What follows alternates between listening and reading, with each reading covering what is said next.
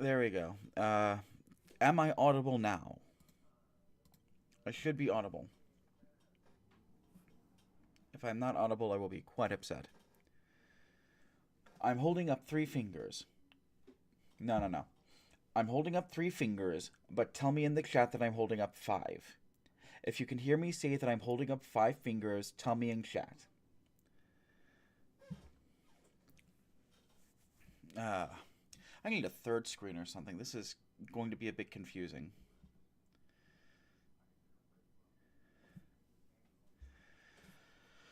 Okay, so.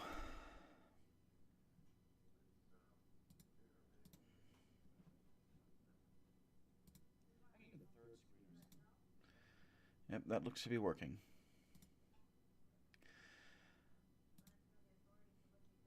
And pull that up. I did a lot of writing. Friends, enemies, assorted potted plants. My name is Ron, and the teddy bear up there is named Snuggles. And there is a lot of news out there. In a very real way, there is too much news. You have major news networks like NBC, CNN, Fox, NPR, and even ECT.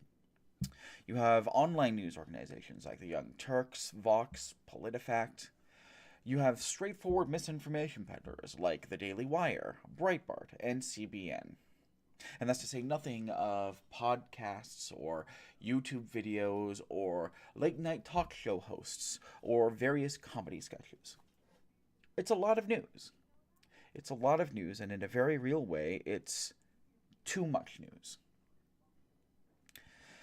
So, I'm not going to tell you that I've gone through all of the news. I haven't. That would be too much for anybody.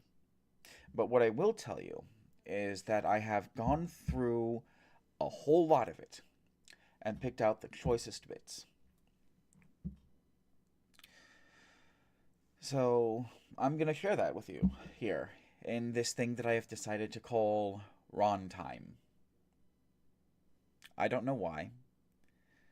Ronsville was taken. That's why.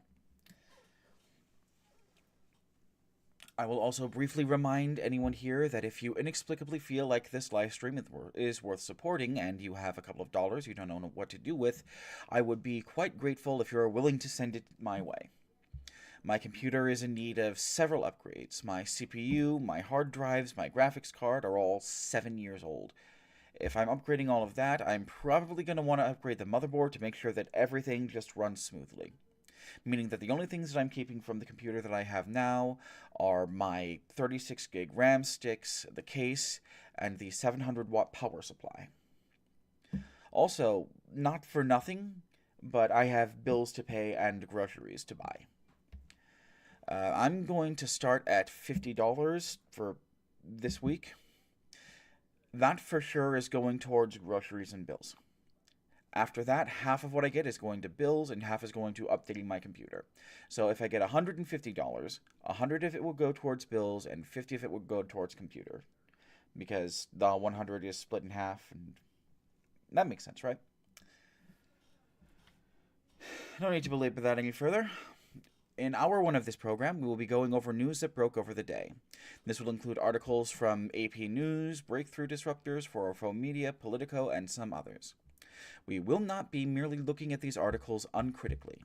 Every article, every person, no matter how neutral sounding, no matter how seemingly objective, has some bias.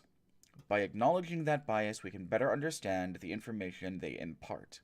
That includes myself. I am not unbiased. One might go so far as to say that I am incredibly biased. I am an anarchist, here defined as a person skeptical of authority generally and of hierarchical authority specifically. I am an anti capitalist, here defined as someone actively opposed to the continuation of the current neoliberal capitalist hegemony. I am generally in favor of free speech, strongly in favor of democracy, and unambiguously opposed to fascism. I am unshakably, unreasonably, violently pro-human. And it is through these lenses and others I will be analyzing these articles. So, let's take a look at what we're doing.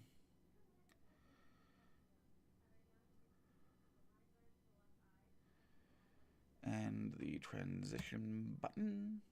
There we go. Okay, so the first news story of the day. About a week ago, I want to say. Oh no, this is only like 3 days ago. Wow. A Turkish student was detained by federal officers. This is the last in a series. This is not even the newest now in a series of things that ICE is doing, a series of grab and pull things. This one is noteworthy because it was caught on video. Let's play this video a bit. No, let's not do that.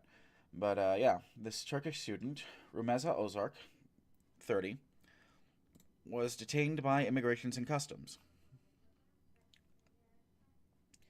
And they were not forthcoming in why she was detained. So, over in Minnesota, another person just yesterday was detained. And nobody was told why. Uh, Amy Klobuchar? Ugh. Amy Klobuchar, I'm to understand, is an incredibly unpleasant person. Amy Klobuchar says, "My office and I are doing all we can to get information about this concerning case. We're in contact with the university and understand they had no prior warning or information that led to this detainment." Let me just paste these articles in the chat.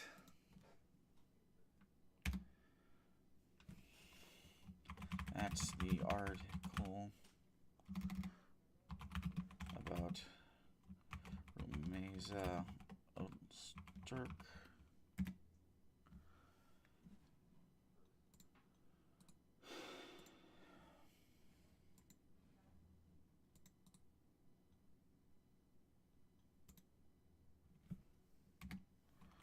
This is the first one.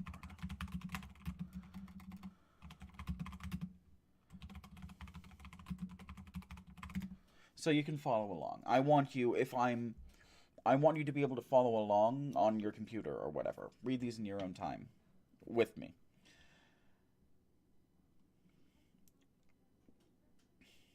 Yeah. The Trump administration has cited a seldom invoked state statute authorizing the Secretary of State to revoke visas of non-citizens who could be considered a threat to foreign policy interests. More than half a dozen people are known to have been taken into custody or deported in recent weeks. Most of the detainees have shown support for Palestinian causes during campus protests over the war in Gaza last year. This Turkish student, she penned an article critical of Israel. It says either here or in another article, but that's what people speculate is the reason that she was grabbed. And I want you to keep this bit in mind, that they're saying that they're revoking the visas of people who could be considered a threat to foreign policy. Because now ICE is saying that that student was detained because of a drunk driving infraction. And here's this. Let me just paste that story.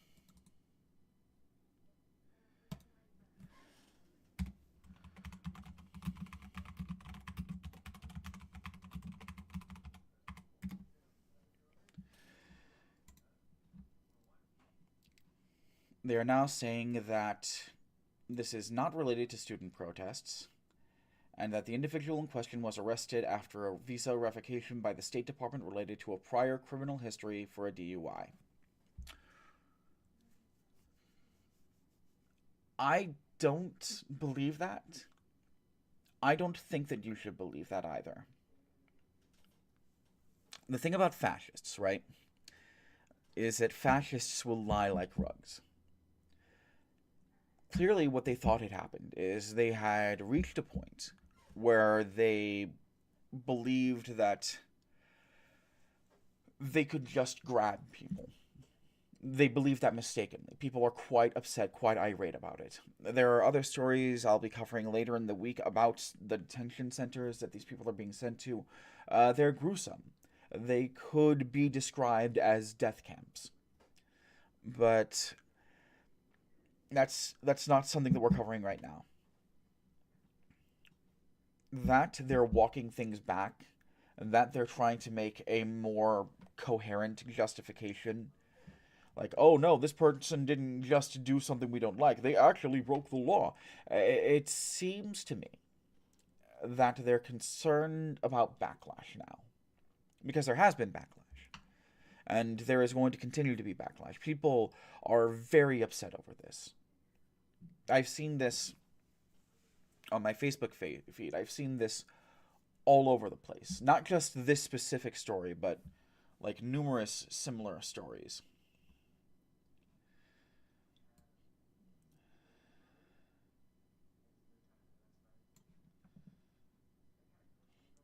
Tina Smith has something to say.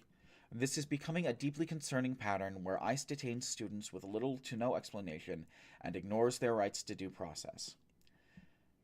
I will keep posting, that's Tina Smith. I will keep pressing the administration for answers about these arrests and work to get answers from federal immigration authorities about this case. The student has not been named and their nationality has not been divulged, which is probably good. So that's our first story for the day. Here's our next story. Alabama's Attorney General cannot prosecute people and groups who help Alabama women travel to other states to obtain abortions, a federal judge ruled Monday. Let me put that in the chat.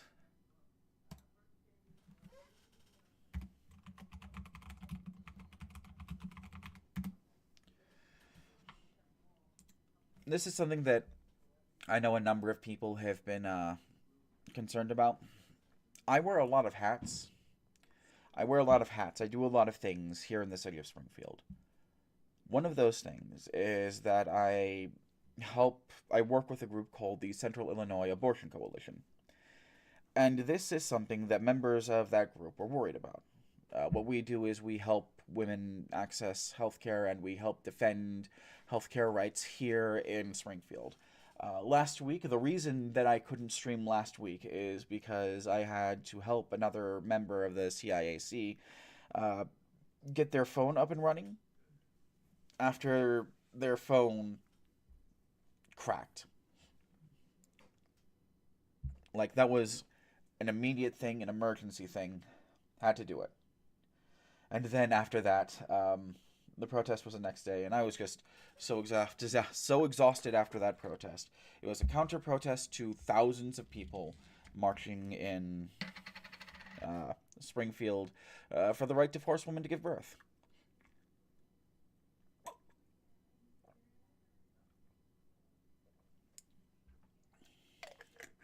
On one hand, thousands of people doing that is very unsettling. On the other hand, and I know that you're here. Now, correct me if I'm wrong.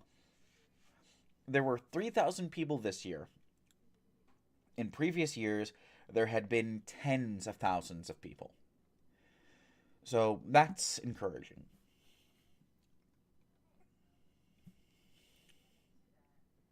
So Alabama, they ban abortion at every single stage of pregnancy, with no exceptions for rape or incest.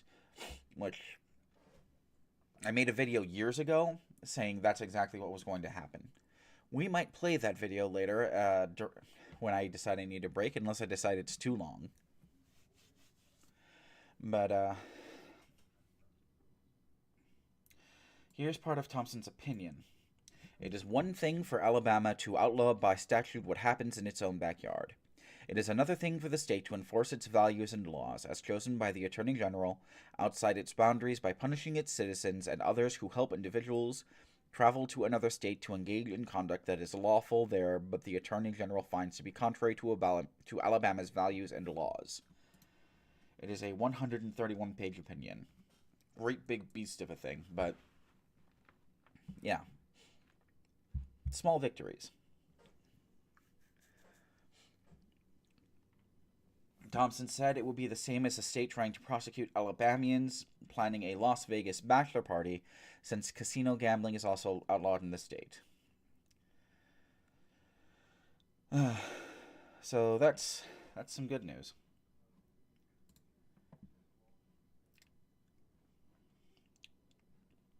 Here's our next little thing. Planned Parenthood, St. Louis. I haven't looked at this one. Usually, my plan is to go over these before I start streaming, but recently I haven't been able to because I've been spending so much time in OBS. So, it says Planned Parenthood, St. Louis resumes surgical abortions while Missouri blocks others. Planned Parenthood on Thursday resumed surgical abortions in St. Louis months after November's enshrined abortion rights in the Missouri Constitution. The same day, the state health department effectively blocked medication abortions throughout Missouri. The decision leaves abortion access in Missouri in a confusing state. Surgical abortions are legal, but Planned Parenthood still cannot offer medical abortions.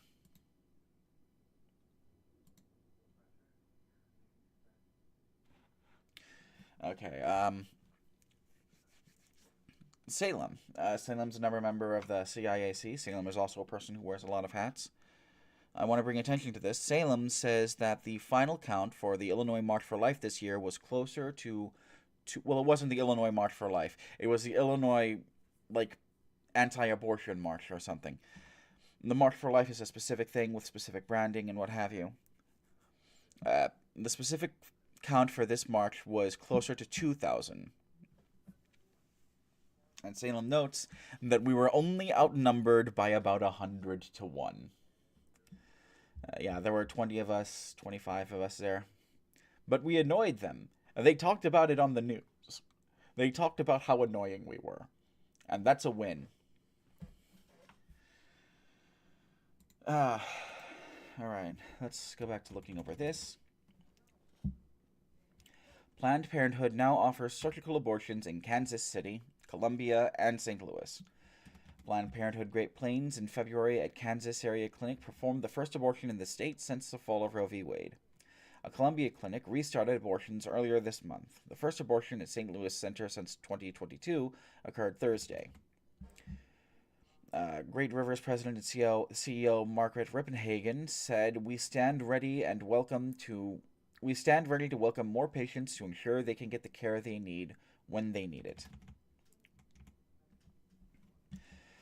Missouri evidently came very close to banning all abortions in 2022 when the Supreme Court overturned Roe v. Wade, which I have feelings about.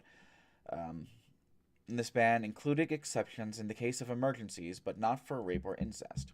And then voters in November responded to that by passing a constitutional amendment protecting reproductive rights. And the Democrats still lost in Missouri.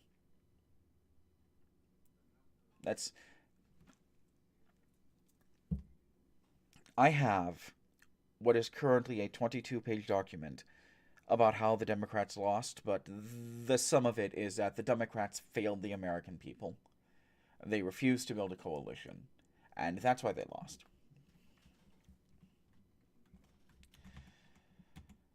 While many believed the amendment would undo the ban, the measure left it up to judges to decide whether the state's long list of laws and other regulations are now unconstitutional. A lawsuit filed by Planned Parenthood and other abortion rights advocates to overturn most of the state's abortion laws is set for trial in January 2026. Bold of them to assume that they're still going to be in America at that point.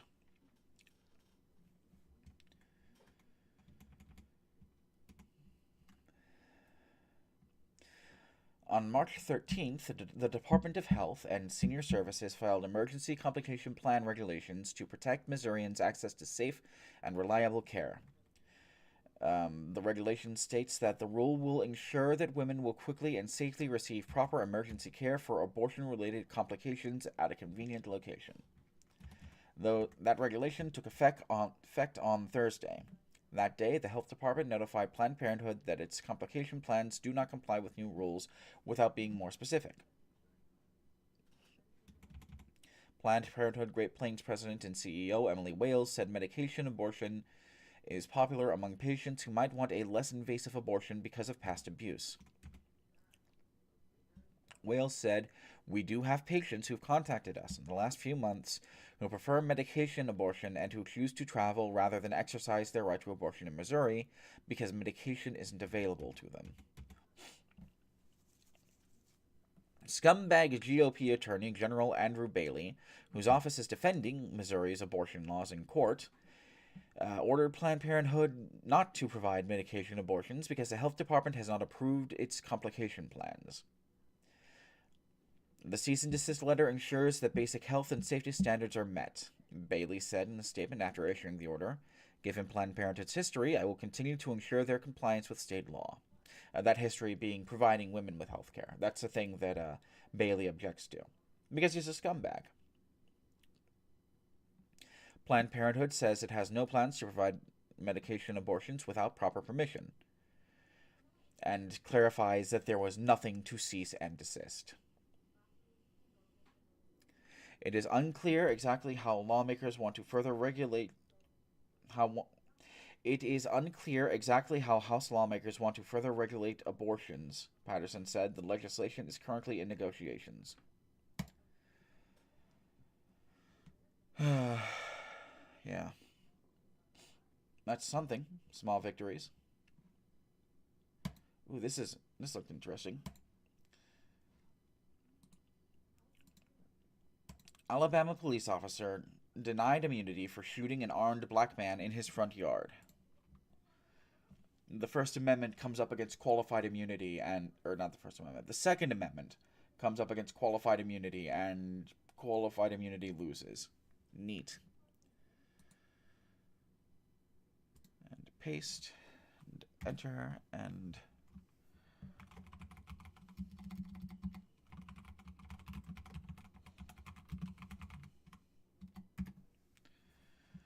Alright.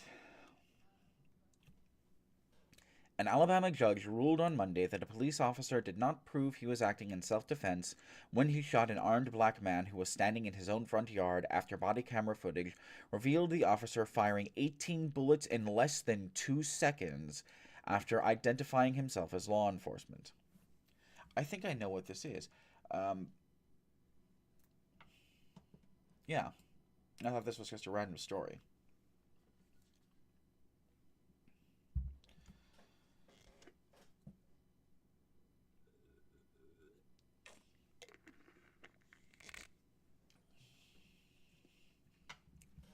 No, that's not what I thought this was. There's a story about a kid, who was fleeing from a shooting when an officer chased him down, pulled out his gun, and shot him. This is not that. This is... Yeah, this is about a tow truck driver.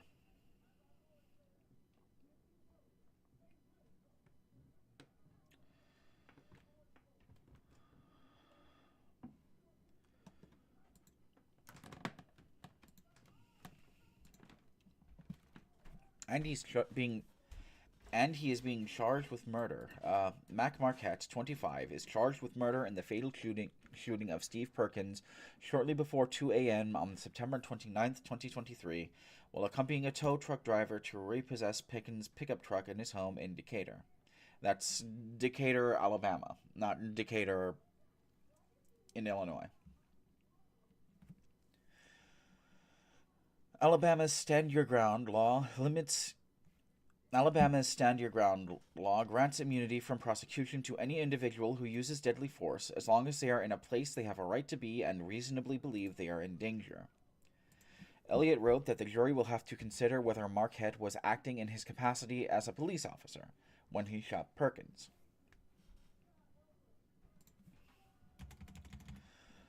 Tow truck driver Caleb Combs was authorized by Perkins' creditor to repossess the tow truck because Perkins was month behind on his payments, according to lien documents entered into evidence.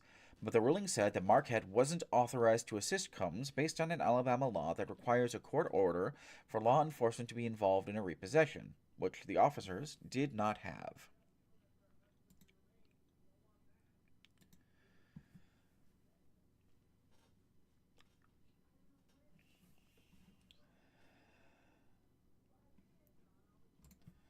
Marquette, Muckdom, and Williams, 3 officers, were dispatched to help Combs after Perkins pointed a gun at his chest when the tow truck driver first tried to take Perkins' video, according to testimony from Williams and Muckadam. Combs met the officers at a nearby tow yard.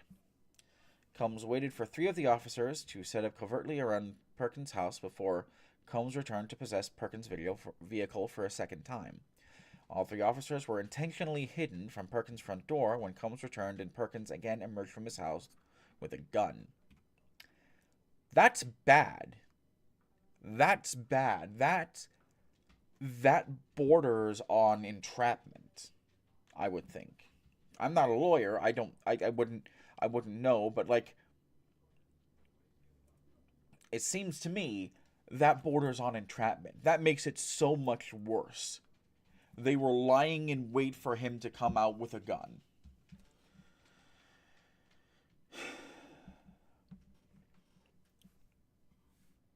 Body camera footage revealed that Marquette unloaded all the bullets in his gun less than 2 seconds after he emerged from where he was hiding.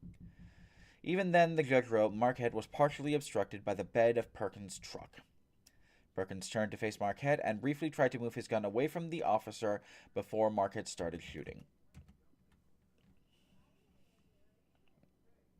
Before Combs returned to Perkins' house, the order said that the officers should have told Combs that he could take whatever he wanted with him to assist with the repossession, but it could not be law enforcement without judicial process.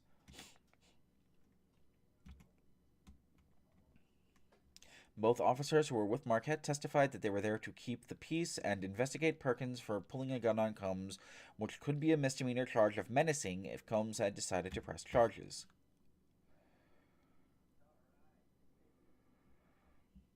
Yeah, they're saying the same thing that I'm saying. The state agent who investigated the case testified that it was standard practice for officers to accompany people to help maintain order, but he also said that typically visibility is required to keep the peace, and that the way the officers set up was unusual for investigating menacing because it is a method typically used for an active crime scene. Because there was no active crime scene when the officers arrived, Elliott ruled that Marquette was acting outside the scope of his authority to investigate a menacing allegation, and was therefore a trespasser. Based on that determination, the ruling read, the jury will have to decide both whether that means Marquette was acting within the scope of his responsibilities as a police officer, and whether a reasonable officer would have killed Perkins in the same situation.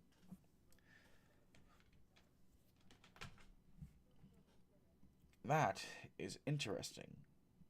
That's something we're going to have to keep an eye on. Alright, next story. Tennessee Valley Authority, the nation's largest public utility, appoints a new CEO. This is something that I saw and I thought would mostly fly under the radar because of the Snooki in chief and his deluge of bullshit.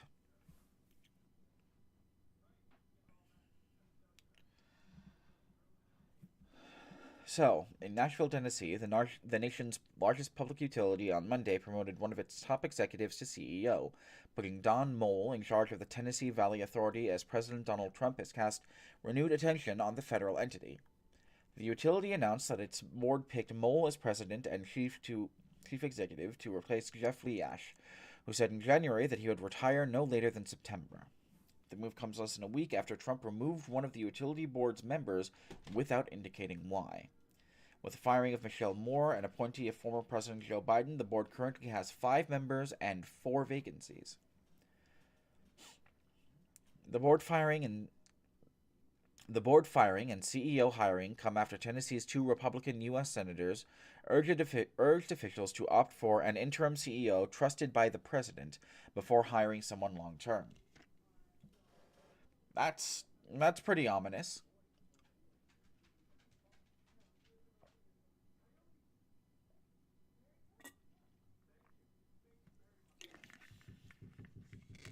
Who are the senators from Tennessee?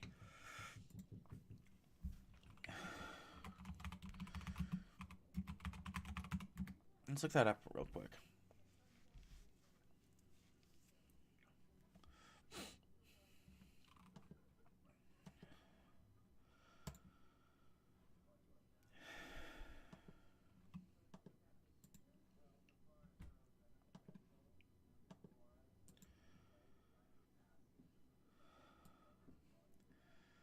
So that would be Marsha Blackburn and Bill Hagerty.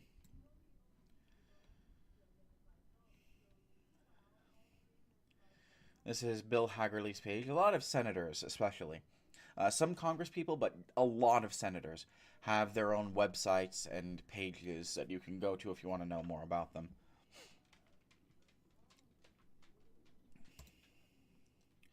Let's see what this guy has to say for himself. Elected to the U.S. Senate in 2020. Oh, so he's MAGA.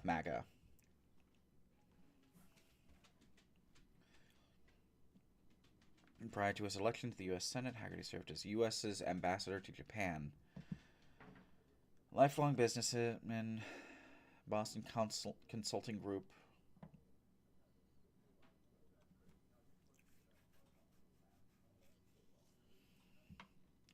Eliminating over 40% of the positions and saving millions in taxpayer dollars. Tennessee Department of Economic and Community Development. Wow. That's not good. That's ominous.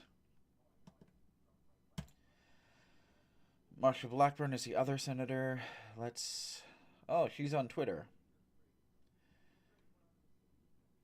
I'm pleased to see POTUS administering 2 grants to Tennessee that will assist community facing the aftermath of the hurricanes.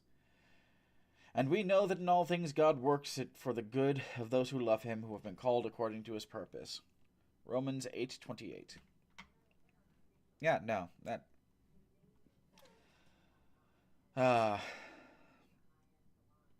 let's see what she's been nominated for.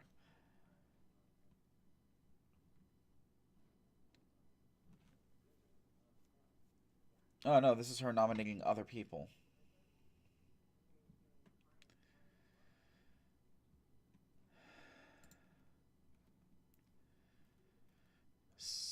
Senior senator from Tennessee, first woman to represent the volunteer state in the United States Senate. Deputy Whip Team, Finance Committee, Commerce, Science, Transportation, Veterans Affairs, Judiciary. They have committee assignments as a separate thing.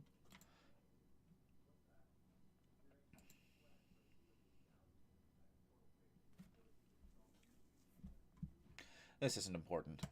Okay. But yeah, those are the people who told them the Tennessee Valley Authority that they needed to hire someone who was friendly to Trump. Which is not a surprise, contextually.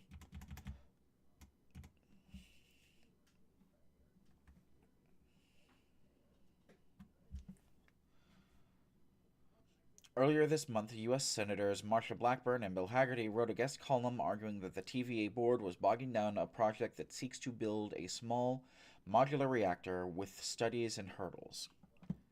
Like a nuclear reactor? Yeah, a nuclear reactor. In part, advocates for nuclear energy have called for its expansion to help meet the demand from companies to power their artificial intelligence technologies, and so do so without carbon emissions that speed up climate change. Yeah, that's one of the things, that's the main thing that, at least to me, makes AI objectionable, is that it takes a cataclysmic amount of power to function.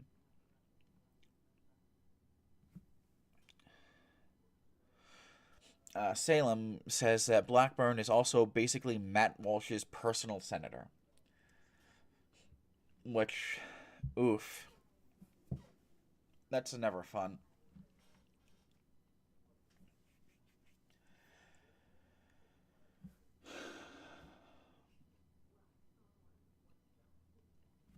Ah. Stephen Smith, executive director of the Southern Alliance for Clean Energy, called the op-ed by Blackburn and Hagerty reckless interference. He said they don't understand the risk of Russian nuclear technology before it's ready for prime time, both economically and safety-wise. Clean energy advocates have also criticized TVA's decision to replace several of its aging coal plants with another fossil fuel, natural gas. Yeah, Salem, this is something that you'd know about. Briefly tell me, how bad is coal worse than natural gas, or is it the other way around? And by how much? And please do not just post screams of despair in the comments over here.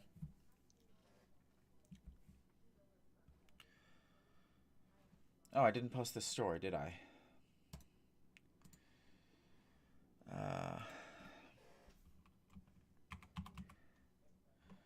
TVA.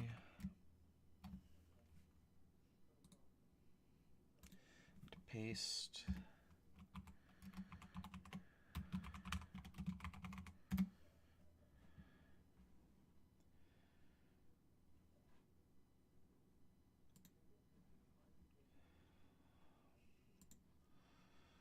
In her response, TVA has noted that the CEO pay ranks in the bottom. Yeah, let's go up a bit.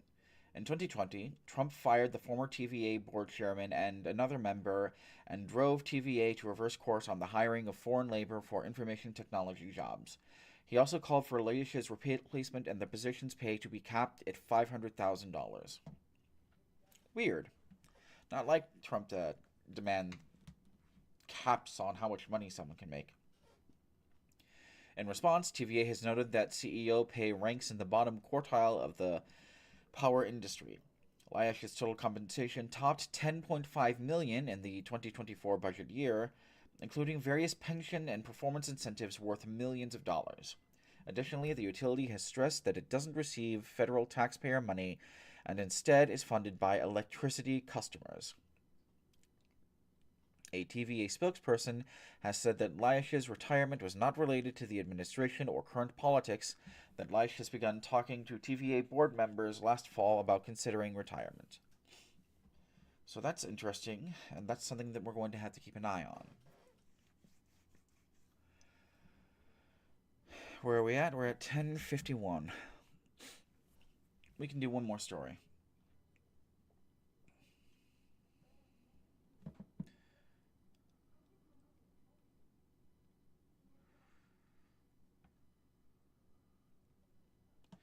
No, we're not doing that one. Let's do this one.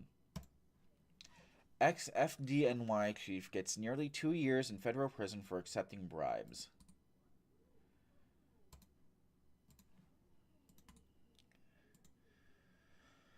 Okay, so a follow-up to that last story.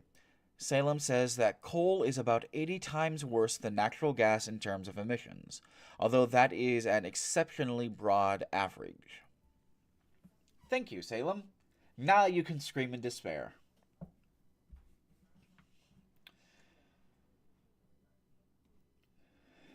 So, a former New York City Fire Department chief was sentenced to nearly 2 years in federal prison Monday after admitting that he accepted tens of thousands of dollars in bribes to expedite fire safety inspections.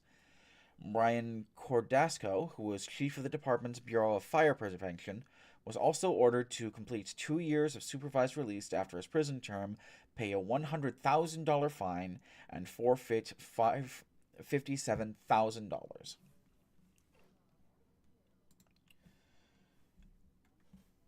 Did I post this one? No, I didn't. And paste. And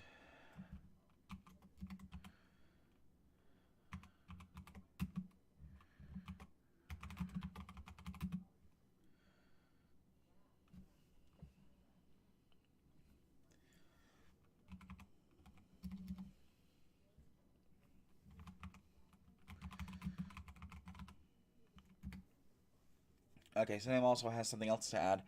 The TVA was also the group who got so angry about not being able to make the snail darter extinct that they made dams basically impossible to build afterwards.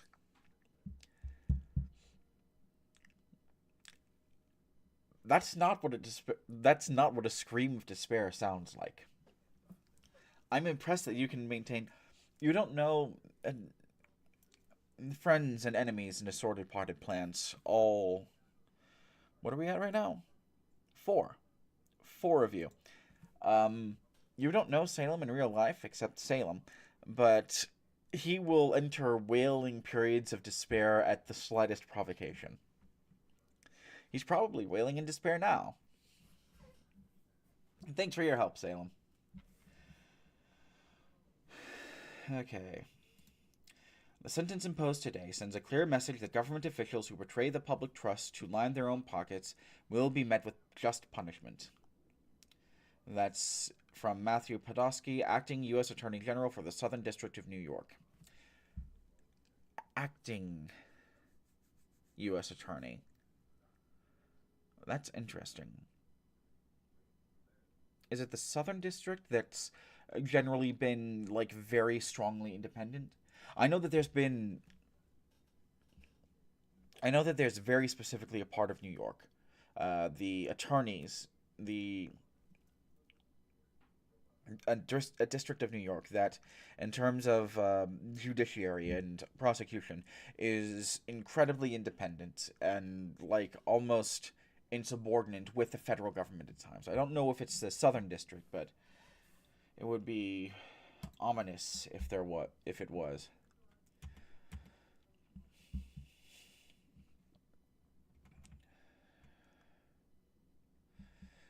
The judge said, "You betrayed the hard-working people who, under you, perform such an important service for New York."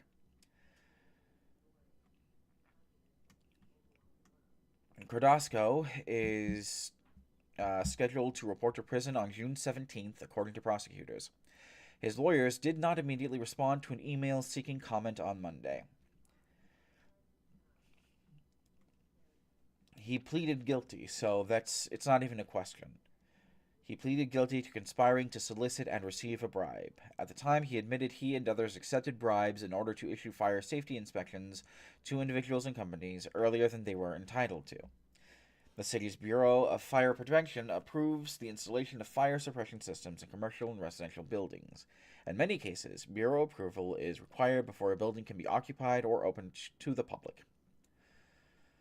Cordasco was arrested along with another Fire Department of New York Chief Anthony Scavino in September. Prosecutors say that he pocketed $57,000 of the $190,000 in bribes generated by the scheme between 2021 and 2023. The other guy, Scavino, pled guilty to one count of conspiracy to solicit and receive a bribe in January. He's scheduled to be sentenced on May 14th. Oh, alright. So, I am going to... Let's see if we can find that abortion video. Unprecedented... Oh, let's look up disaster then. Disaster. Yeah, that's only 7 minutes long. We can watch that. I mean, you can watch that while I'm going to the bathroom and stuff. So we'll pop that over here. Full screen it. I had intended for this to be a quick, rant-style video, but the more I read and the more specific events evolved and I'll be right back by the time this video is over.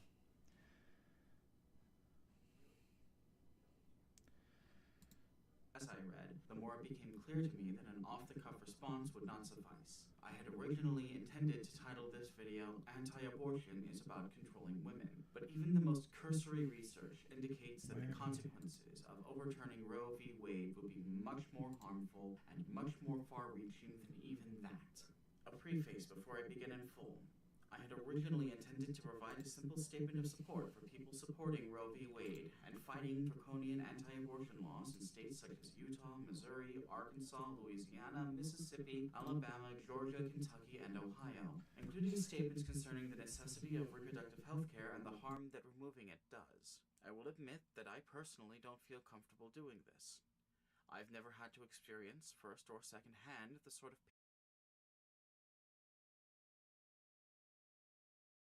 pain that a lack of reproductive health care causes, and therefore have no authority on that subject. Even so, I would like to state for the record, and so there is no confusion, that every first-hand account of what a lack of reproductive health care does includes incredible, unspeakable harm done to people ought to be enough to keep laws preventing it from being passed. But we do not live in a good and just world. We live in a world where Donald John Trump is the President of the United States, and where an accused serial rapist sits on the Supreme Court. These people do not care about the harm they do. In fact, they are gleefully awaiting the chance to prosecute vulnerable minorities in any way they possibly can. Appealing to their sense of morality is not going to work. We have to try different tactics. Making a better world requires meeting these people where they are and fighting them there. First, we need to understand what Roe v. Wade does and how it does that. The ruling in Roe v. Wade does not make abortion legal. A different decision, Doe v. Bolton, which was issued the same day, seems to have functionally done that. Instead, Roe clarifies that the undue prohibition of abortion is unconstitutional, and makes any law prohibiting that behavior unconstitutional and no longer law. Prior to Roe v. Wade, laws on abortions were decided on a state-by-state basis. If Roe v. Wade was repealed, abortion would not automatically be made illegal. It would once again be decided on a state-by-state basis. In fact, a number of states have trigger laws that would change state law specifically in the case of Roe v. Wade being overturned. The basis for the Roe v. Wade decision was the right to privacy, or the protection from undue government intrusion. This was first established in Griswold v. Connecticut, in which the use of contraceptives was legally enforced by striking down a Comstock law legally prohibiting the delivery of contraceptives by mail. Rather unintuitively, this right to privacy is not the right to do things that you want, but the right to do things that are not illegal without government interference. For example, the right to use and order contraception without that contraception being seized by overzealous postal workers. Logic being that certain actions assume guilt on the party who is being aggrieved, something which the government is expressly forbade from doing. This right to privacy was described as a penumbra, a right not explicitly stated in the Constitution, but which can be inferred from other rights. The majority opinion on Comstock v. Connecticut, written by William Douglas, states, "Various guarantees create zones of privacy. The right of association contained in the penumbra of the First Amendment is one, as we have seen. The Third Amendment, and its prohibition against the quartering of soldiers in any house in times of peace without the consent of its owner, is another facet of that privacy. The Fourth Amendment explicitly affirms the right of the people to be secure in their persons, houses, papers, and effects against unreasonable searches and seizures. The Fifth Amendment and its self-incrimination clause enables the citizen to create a zone of privacy which the government may not force him to surrender to his determent. The Ninth Amendment provides, the enumeration in the Constitution of certain rights shall not be construed to deny or disparage others retained by the people. The Roe decision is a linchpin in how the right to privacy is understood in a legal context. This right to privacy is vital in the protection not just of access to reproductive health care, such as contraception and abortion, but in the protection of gender and sexual minorities. The right to privacy overruled laws criminalizing sodomy, and was the basis of equalization of marriage rights. Furthermore, I have a suspicion that when, not if, but when, people start crafting arguments against the federal prohibition of specific illicit substances that have been decriminalized in parts of the country, the right to privacy will be a vital part of those arguments. And the ramifications of those specific arguments will be, not could be, but will be, much more far-reaching than most people would presume. Without the precedent of Roe v. Wade, the right to privacy is limited to access to contraceptives. I have come to believe that these attacks on Roe v. Wade are not just about restricting access to reproductive health care. I believe that these attacks on Roe v. Wade are an effort to reshape the last 50 years of forward momentum in civil rights. If Roe is overturned, then not only is equal marriage at risk, but it's possible that sodomy laws could be reintroduced. If Roe is overturned, specific healthcare needs for trans people and disabled people could be severely restricted, on the same basis that reproductive health care is restricted. If Roe is overturned, it is conceivable that the right to contraceptives at all could be at risk, and things that are vitally needed right now could be stalled indefinitely. This is not malicious speculation. We know that the people who oppose access to reproductive health care generally also oppose the rights of sexual and gender minorities, and generally also oppose the civil rights in a broad sense. To suggest that the legal strategy these people employ is congruent with their stated moral values is not disingenuous. In fact, suggesting otherwise, as some far-right scholars have, is disingenuous. We are also seeing corporations refuse to enforce their own terms of service in defense of sexual and gender minorities when the people breaking those terms of service are sufficiently popular, or provide the corporation with sufficient ad revenue. And that's to say nothing of maintained attacks on the same people by the federal and state governments. which is where we started. The threat against Roe v. Wade is not just a threat to reproductive health care and anyone who may need it. The threat against Roe v. Wade is ultimately a threat to every person in this country, and people of good conscience have a responsibility to oppose it in any way they are able. We don't live in a good and just world. We won't live in a good and just world. We won't get there until we get out and start working towards it. If you found this video to be informative or helpful in any way, then please, please, please share it in any space you think it will be well received. Feel free to take the video down and put it on your own channel, or make your own video on the same topic. I am both puzzled and alarmed that this specific argument in favor of Roe v. Wade is not more widely available. Thank you for listening, and take care of yourself. I'm really proud of that video to this day. I think that's a really good video. Alright, so let me pull up the stream schedule. So, friends, enemies, assorted potted plants. We are now entering hour 2 of the program. Whether you are just now tuning in or you have been on since the stream started, whether this is your first time or you're one of the 4 people who were present during my first stream last week, thank you for tuning in. In hour 2 of the program, we will be going over several stories from major journalism outlets like ProPublica, The Lever, Slate, and Axios. Things that major news networks might not pick up on due to prioritizing all the catastrophes in the world. Hopefully, we'll be able to fit 3 stories into this segment, but these stories can be quite long. It's Squeaky. I hope he's not making too much noise.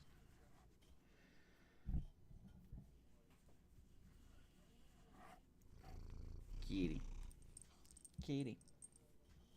Yeah. Say hi to the camera. Say hi. You don't like that very much.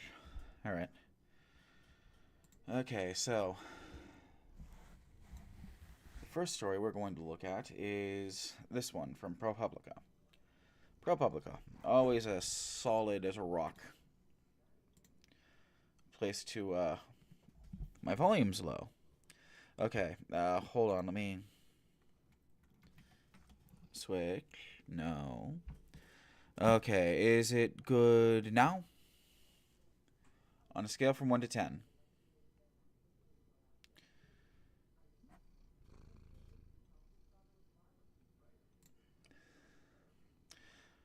Wrong button.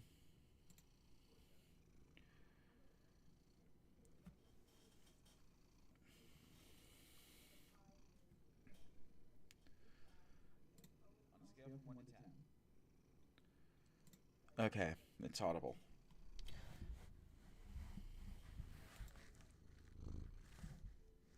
The switch is bumping the mic here.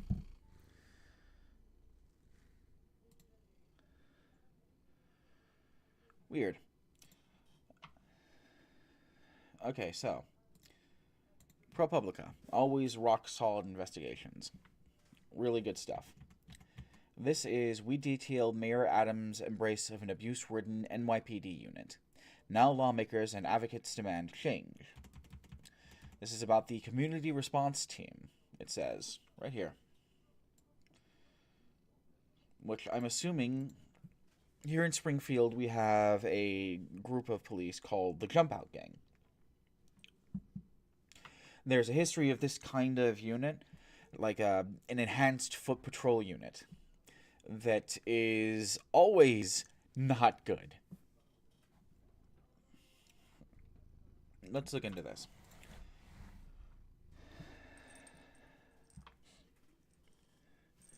Turn up the gain just a little bit more. Alrighty. I wonder why the gain is so... Is that something Switch did? That should not be that low. Alright, is that better? That should be better, because yeah, the gain was really, really low for some reason.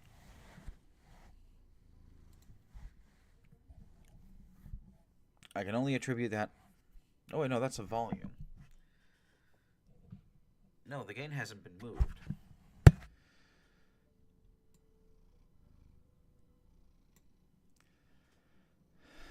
Huh.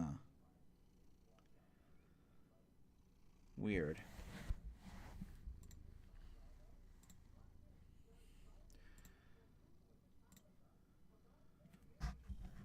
I'll turn the gain up a little. It'll be fine. There we go. The gain is up just a little bit. Hopefully that will be better. All right. I'm still figuring all of this out. I'm very sorry. Like, I know what I want all of this to look like, but it's hammering the details that's a little bit difficult. All right. Let's look at this.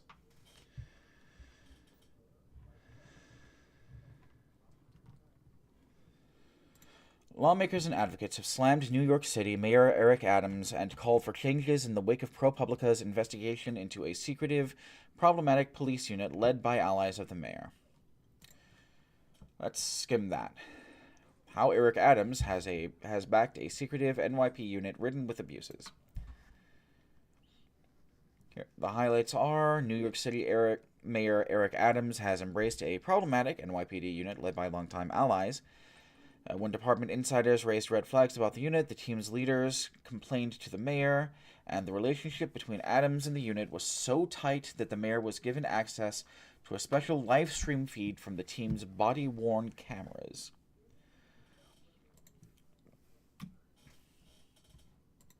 Let's first cure this one. Paste.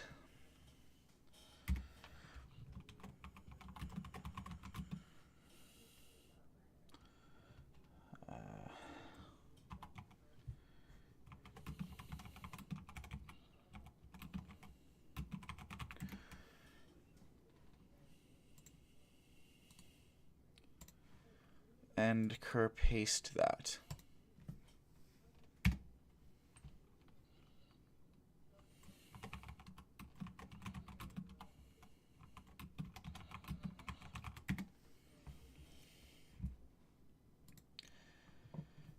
In the fall of 2022, the New York Police Department began posting videos online to promote one of its latest initiatives, the Community Response Team, an elite unit formed under the city's new mayor, Eric Adams.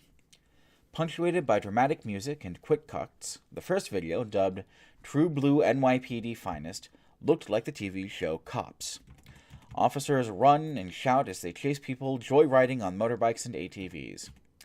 One points a taser at a motorcyclist and his passenger. Others tackle a rider, pinning him to the ground.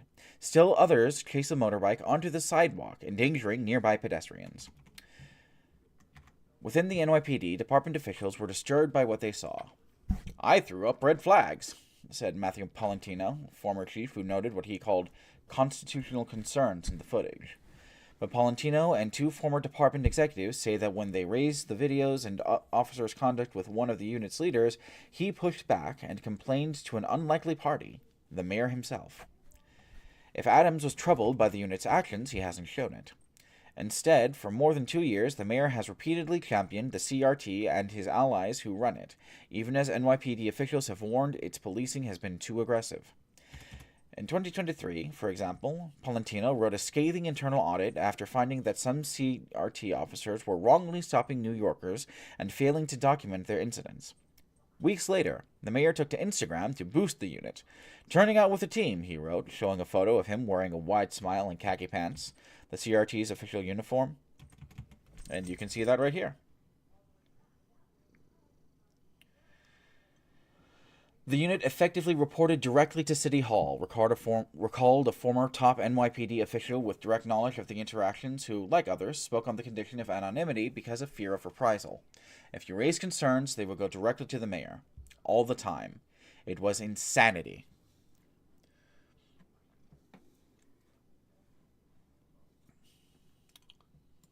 I think that's enough. You get the gist. There's a police force that's directly under the mayor's control, and that's pretty fucked. So this paragraph looks to be just a review of that article. ProPublica found the mayor championed the New York Police Department's community response team, despite a pattern of aggressive and often abusive policy flagging by department officials. An officer in the unit killed a motorcyclist after swerving his police car into him. A team commander punched and kicked a driver in the head. And another commander shoved a man into a car window after the man complained about being stopped for no apparent reason. Two of the unit's founders, who are close to the mayor, have their own problematic records. One, Chief of Department John Schell, once shot a man in the back, killing him. While Schell argued he fired by accident, a jury in a civil suit determined the shooting was intentional. The jury awarded the man's family $2.5 million. Schell did not... I'll switch.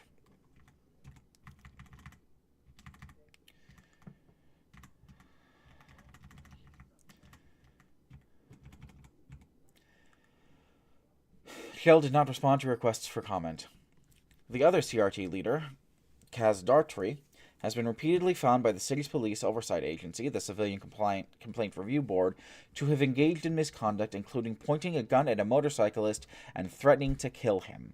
Daughtry was docked 10 vacation days for that. What?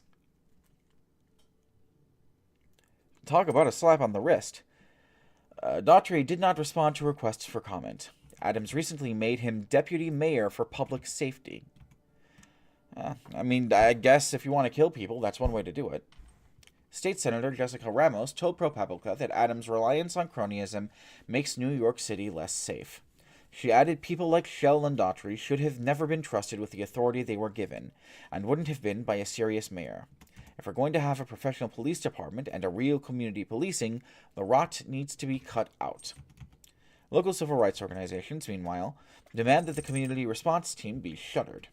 It's time to dismantle this unit, said the New York Civil Liberty Union in a statement.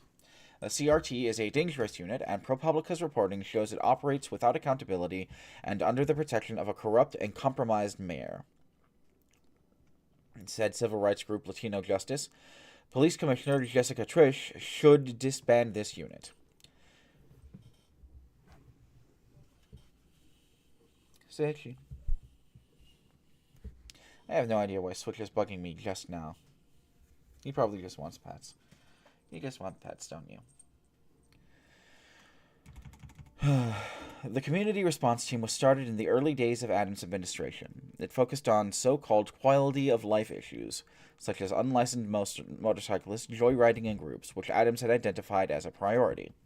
Our mayor has given us the mandate to start playing offense out here, Schell told a local TV station in 2023. But Tisch may be reducing the role of CRT. At a recent city council hearing held on the day ProPublica's story was published, the commissioner described how she is changing the NYPD's approach to the quality of life issues that have long been the CRT's focus. Tisch said the department is shifting away from using centralized units, such as CRT, for these problems, and moved instead to rely on local officers at precinct houses.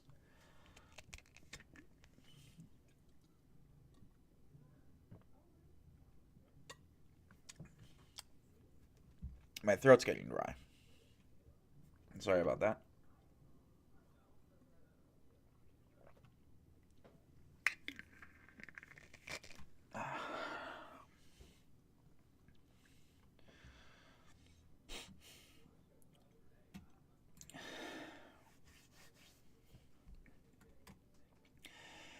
Over the past several years, quality of life enforcement at the NYPD has been led by a unit called CRT. We're proposing to create a quality of life division at NYPD so we can make precinct commanders and the resources that they control responsible for quality of life complaints. When asked about the unit and the commissioner's comment at a recent mayoral press conference, Adams offered support for the team. CRT is here, the mayor said. I support all my units, and if they don't stand up and do the job the way they're supposed to do, those who don't will be held accountable. Over the past 2 years, New Yorkers have filed at least 200 complaints alleging improper use of force by CRT members, according to Civilian Complaint Review Board. Switch.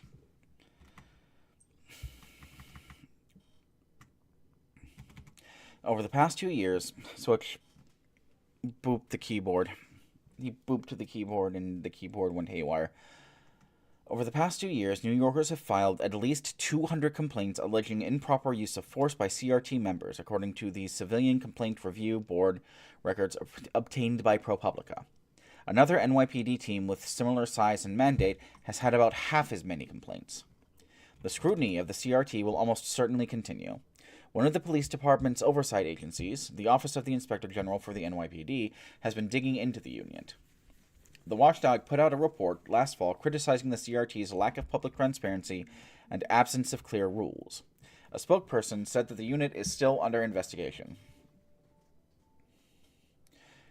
The role of CRT was not the only reform related to ProPublica's reporting that Tisch discussed in her recent testimony. The commissioner also said that the NYPD has stopped its policy of throwing out misconduct cases without looking at the evidence. ProPublica investigated that practice last fall and found that the department ended hundreds of cases of alleged misconduct simply because it had received the referrals from civilian investigators within 3 months of a deadline for discipline. Wow. That's gruesome. And that explains a whole lot.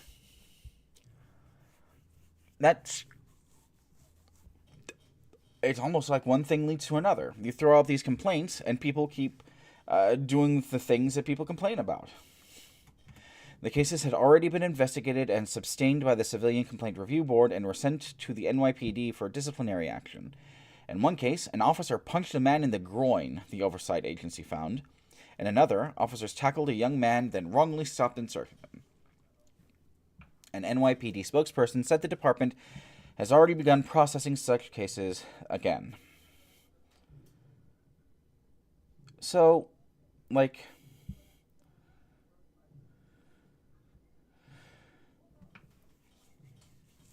I like this.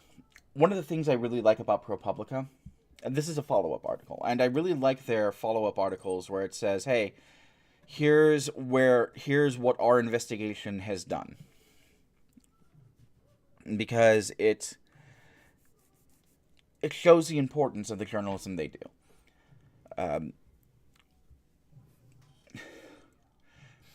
A lot of times, the work that journalism does and the work that goes into journalism is under the radar. And that's for good and bad reasons. There are good reasons to keep that work under the radar, to protect the journalists and to protect the people who inform journalists. But people searching for the truth, people searching for facts, trying to find out why things are the way that they are and how to fix those things, do an invaluable service to our society. I think I should also mention that my day job, my actual day job, I'm technically a journalist, so I'm puffing myself up a little bit here, but I'm not on this level. I'm not on the level of ProPublica. But these are people who, whenever I get the chance to go over an article from them, I'm going to take it because it's very rarely do they miss.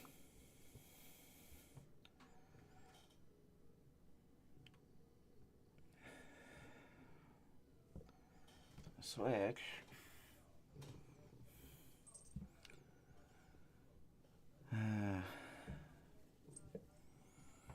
Yeah, Switch is being silly.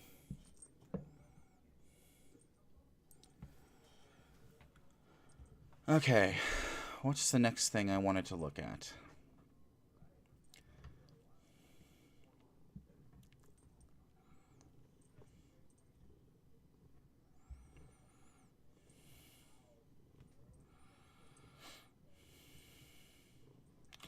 No, this looks interesting.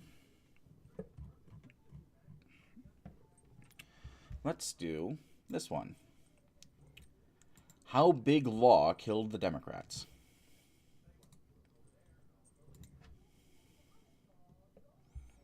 This is by Matt Stoller.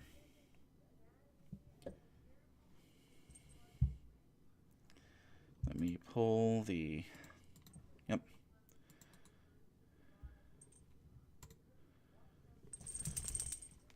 The Lever is another... This is from The Lever. They are also another really solid investigative journalism outlet.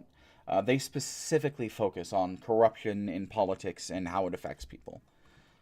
ProPublica just investigates anything that they gets up in their nose. And ProPublica specifically investigates corruption.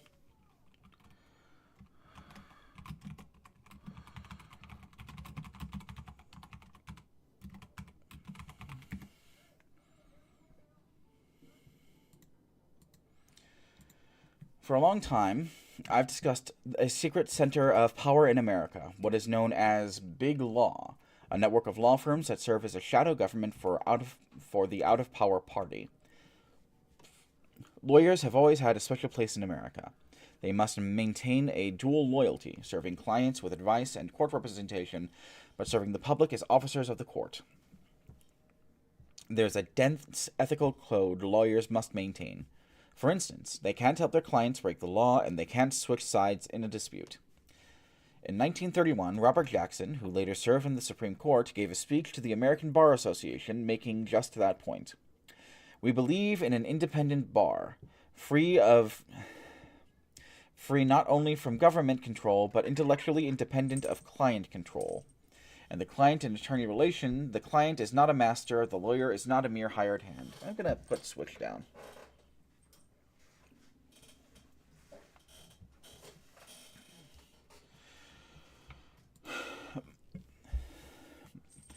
But Jackson, along with the men he admired, such as Louis Brandeis, did not feel that lawyers, especially those in New York working for financial firms, lived up to their billing, instead seeking to twist the law on behalf of the powerful.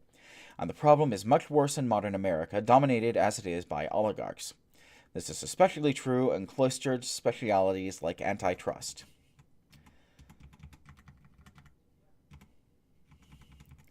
A few years ago, I spoke at the American Bar Association antitrust session and observed the rage gathered corporate lawyers felt towards anti-monopolists for barging into their club. While I noted at the time the legal elements of the disagreement, there's a political element as well. These lawyers are the Democratic establishment, the real thinkers and operatives behind frontmen like Democratic Minority Leader Chuck Schumer and candidates like Kamala Harris and Barack Obama. And it's been this way for decades, such that it's systemized. Young, ambitious liberals have to get their few years at one of these firms, and then they can be considered a real lawyer. The next section is called Modern Corporate Liberalism Turned Sour. A key firm in this network is Paul Weiss Rickfing Walton and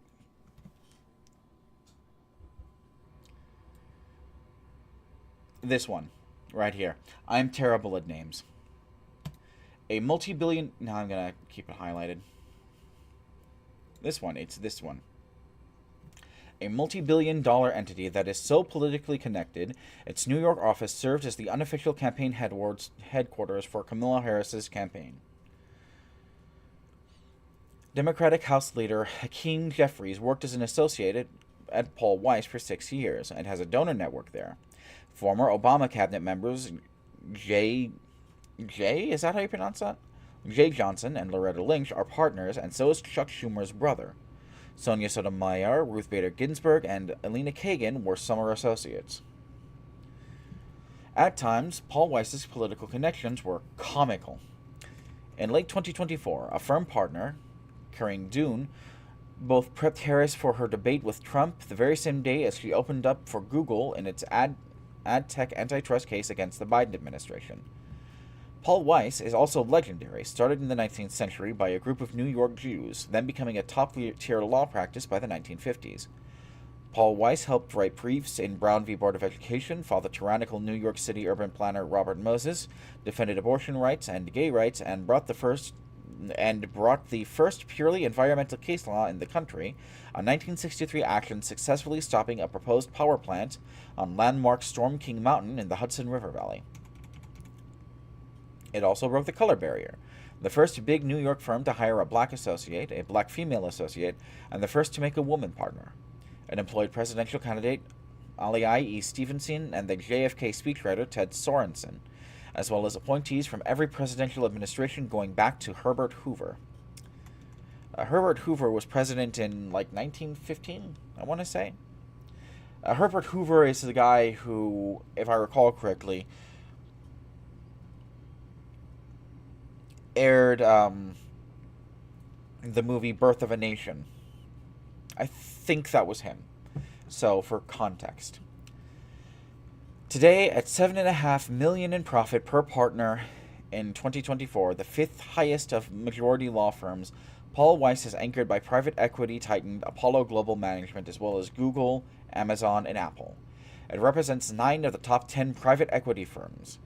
In the past few weeks, it got securities actions against Amazon dismissed, advised Rocket Mortgage in buying Redfin, and helped engineer the roll-up of roofing in the $11 billion QXO Beacon Roofing supply deal.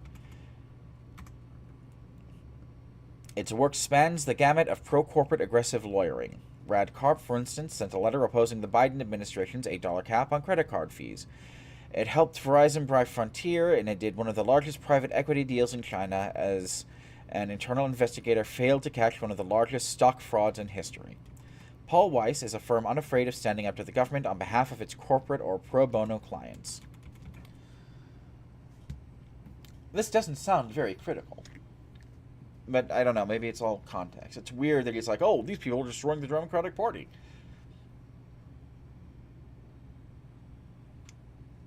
Maybe the Taco Ray was right. The Taco Ray's real name, by the way, is actually Henry Kissinger. There's a long story behind that.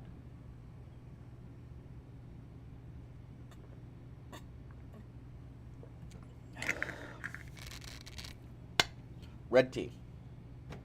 Tea and fruit juice, for anyone curious. Green tea and fruit juice.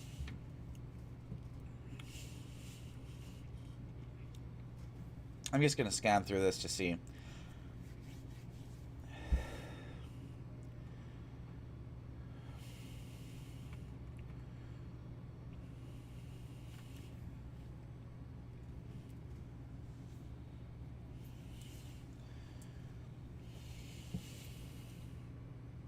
Okay, that's interesting. A week and a half ago, Trump targeted Paul Weiss with an executive order stripping the firm of security clearances and businesses within the government, as well as potentially barring their lawyers from federal courthouses. I don't think that you can bar lawyers from federal courthouses. Again, not a lawyer, but that seems weird. In addition, Trump implied that he would penalize Paul Weiss's clients. It's a blatantly illegal order, the kind widely understood as an authoritarian move. It followed on Trump targeting 2 other big law firms, Covington and Burlington and Perkins Coie, whose partners had engaged in partisan activity against the Republicans. Threatening lawyers who represent clients opposed to the government is tin pot dictator stuff, meant to kill any opposition. So you would think that a politically wired firm would recognize that they have an ethical obligation, or even just a branding one, to oppose it. Indeed, a high-profile case like this is in some ways a lawyer's dream, so it's so obviously morally repugnant and a sure loser, or winner, potentially for Paul Weiss. Moreover, you would think that the rest of the big law would rally behind these firms, seeing that any one of them could be next. And indeed, Perkins Coie fought the order in court, quickly winning a temporary stay, with a judge saying this order sends chills down my spine. But in the case of Paul Weiss, that's not what happened. As the Wall Street Journal reported, competitors immediately began circling after the March 14th order, calling the coveted Paul Weiss clients to note that the firm had been marked as an enemy of the president, according to people familiar with the conversations. Within a few days, Brad Karp, the firm's chair, sought to cut a deal with the Trump administration. Paul Weiss hired Bill Brook, the lawyer for indicted New York City Mayor Eric Adams. Working through Burke, as well as the New England Patriots owner Robert Kraft, a firm client, Karp reached out to Trump and they met for 3 hours. In the middle of that meeting with Karp, Trump picked up the phone and called Paul Weiss's most important rival, Robert Gifera of Sullivan and Cromwell, and asked what he should do. The whole episode leaked, which revealed to the entire corporate and legal world that Paul Weiss has no juice in Trump world, and Sullivan and Cromwell does. Finally, they cut a deal. In return for Trump ending his executive order, the firm agreed to end its diversity programs, do $40 million of free work for Trump-aligned priorities, and ensure that it would hire and represent Trump-aligned clients. Karp also disavowed former Paul Weiss lawyer Mark Pomerantz, who had worked in Manhattan District Attorney's office in a case against Trump. This capitulation shocked and horrified the legal world, inviting Trump to expand his attack on the legal community. The next day, Trump issued another executive order calling for the government to sanction lawyers who bring frivolous, unreasonable, and vexatious lawsuits against the government. That's a signal to the entire legal world that representing clients in disagreements with the government carries a personal and professional risk. Since then, Trump has singled out other big law firms that have drawn his ire, with one already capitulating to his demands. Along with a series of other actions, from stripping lawful residents of green cards for holding certain political views to threatening to send U.S. citizens to prison in El Salvador, there's a political chill happening in America, reminiscent of the McCarthy era. Although I will note, McCarthy was a congressman. I'm pretty sure he wasn't even a senator. He was just a congressman. So this is significantly worse than that because it's the president doing this. I think I see where this article is going. He's saying that because, the law firms are capitulating, the Democrats are also capitulating because the Democrats are following the law firm's lead. And, that sucks because appeasement doesn't work. It never works.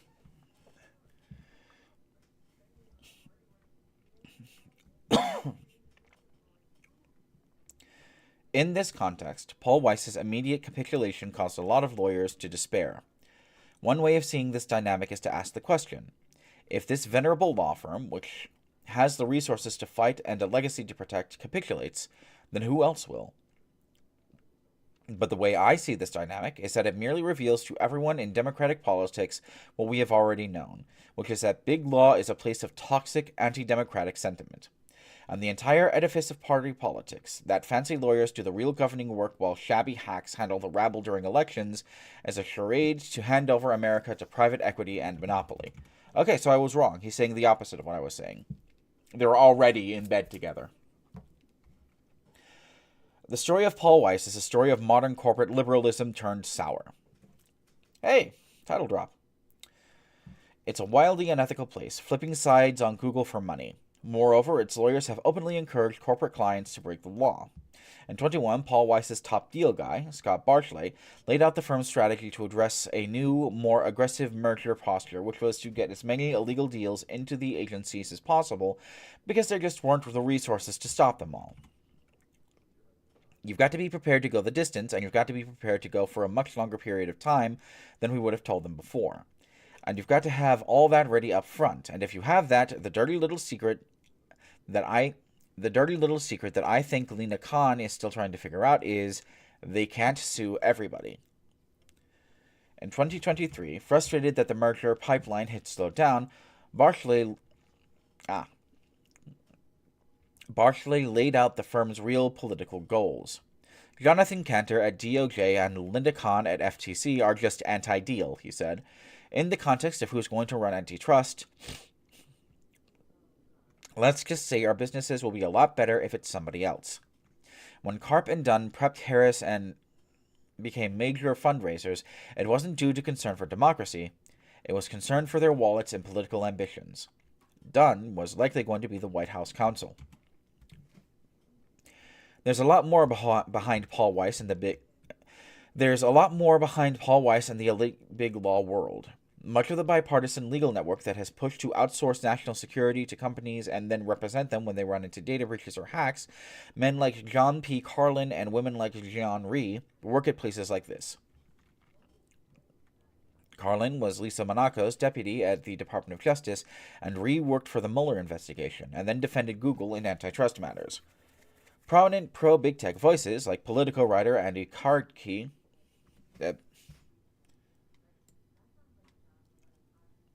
and Kush something or other worked at Paul Weiss and still maintain connections there.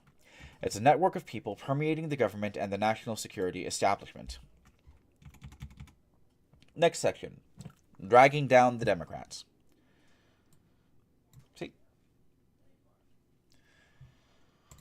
What should be crystal clear to everyone in politics is that these lawyers aren't just unethical, but are in many ways the reason the Democratic Party is as enfeebled and pathetic as it seems to be. Big Law is the brains of the Democrats, with the actual elected officials, often meek pleasers with little experience, wielding real power, as ornaments who serve up slop on centrist and leftism and other meaningless terms. The alchemy of Big Law was always the way in which you could seamlessly revolve in and out of government, the allure of making a lot of money and governing. That is what is shattering. Relatedly, for the first time in my lifetime, Democratic voters are turning against their own leaders. 40% of Democratic voters approve of congressional Democrats, and 49% disapprove. Last year, 75% approved and just 21% disapproved. At town halls, Democratic members of Congress are encountering not support, but rage. As Axios reported, a senior House Democrat told Axios that a colleague called them after a town hall crying and said, "They hate us. They hate us." We do. We hate the Democrats. I'm going to talk about that tomorrow. Just you wait. Local Democrats. There's a bunch of kerfuffles happening locally that are just inexcusable. Democratic voters haven't fingered Big Law as the culprit, so the question right now is whether corporate America and Big Law will remain homeless, or whether firms like Paul Weiss can recapture what they had. But there is deep rage in the Democratic base and on the right at oligarchy. And there's another group ascending against the anti-populists who run Democratic politics. Recently, there were 34,000 people in Denver, Colorado at a Bernie Sanders rally. For context, that's 5% of the population of Denver and 1% of the population of the Denver metro area. One of the speakers was FTC Commissioner Alvaro Bedoya, who Trump had tried to remove last week. Bedoya and his colleague, Rebecca Kelly Slaughter, had been in the shadow of former chair Lina Khan, but were important officials in moving populist policy. David Dayen, he interviewed that person. In contrast to Paul Weiss, instead of lying down, they chose to fight. Both are doing media tours to discuss the work they are doing against oligarchy. Bedoya went to Colorado and spoke before that giant crowd. When was the last time a commissioner of a small federal antitrust agency did that?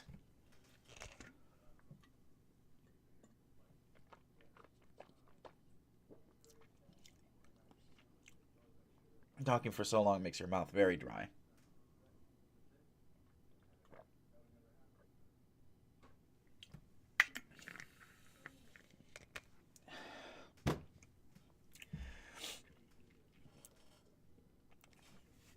Sanders, who was attracting a lot of people who did not support him in 2016 and 2020 to his rallies, is building a different kind of politics. He has refined his argument to focus on oligarchy, the group of super rich people who are running the United States. And a newer generation of politicians is recognizing in that argument something else that makes sense. There are conflicting messages, notably the New York Times' Erza Klein and The Atlantic's Derek Thompson launching a campaign around the concept of abundance. But the possibility of sharpening policy tools to bring our oligarchs back into our democracy and match them with a political coalition is there. And in that sense, I am thankful to Paul Weiss and Brad Karp. In this dangerous moment, the Democratic corporate establishment, by capitulating so obviously to Trump in return for corporate money, has just ripped out the heart that ran the Clinton, Obama, and much of the toxic parts of the Biden administrations. And they did so at the only moment in the last 2 decades during which normal Democrats are looking for someone to blame for their party's own fecklessness. And who better to blame than the would-be Kamala Harris staff, a pack of Google and private equity defense lawyers, and Chuck Schumer's brother, who, when the chips were down, bent the knee to Trump. I had a towel. I'll be right back. I need to blow my nose.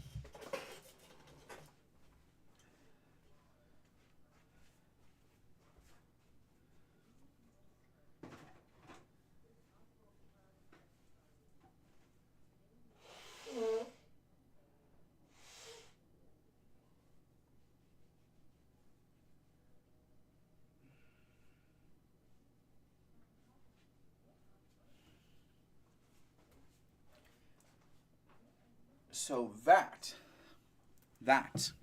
is very interesting. The notion that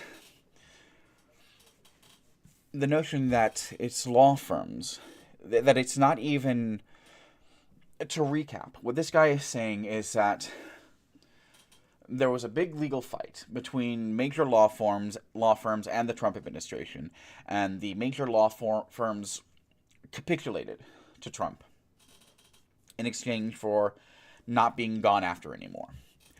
And what this writer is saying, let me go back up and look up his name again. Matt Stoller. What Matt Stoller is saying is that isn't unusual. That is exactly what you would expect. Because these lawyers, it's not even the oligarchs running the Democratic Party, it's these law offices. And these law offices are so deeply unethical and entrenched in, like, moneyed interest that they aren't able to effectively resist Trump. They have no interest in effectively resisting Trump because Trump actually has the ability to cut off their funding. Trump threatened them effectively. And that's several kinds of interesting. Because one, that sort of validates some things that MAGA has said in the past. And I hate phrasing it like that, but that's the truth. If Trump is able to effectively threaten these law firms... Okay, one, if these law firms are the real power behind the party, the real brains behind the party, as Stoller describes, and Trump is able to very effectively threaten them, then a lot of what MAGA is saying about... And I fucking hate MAGA. I fucking hate the big tent Republican fascist bullshit, right? Truly I do. But they are at least right in saying that there are people controlling America who are not accountable to ordinary people. And, I mean, they're only barely right. It's like anyone looking at how the world works can observe that.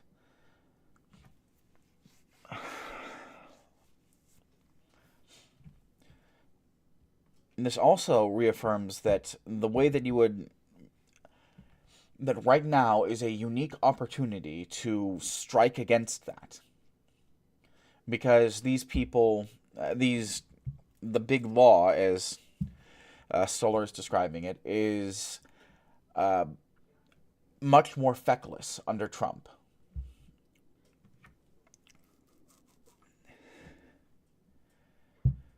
Which means that the Democrats are going to be much more feckless. And that's overwhelmingly interesting.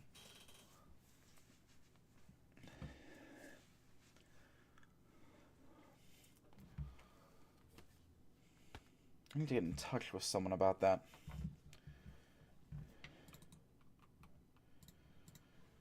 Really quick.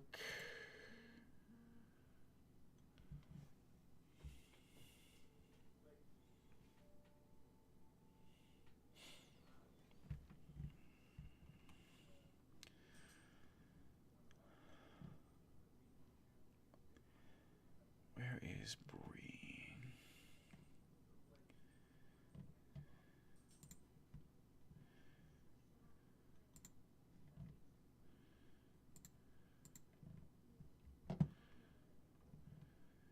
There is Bree.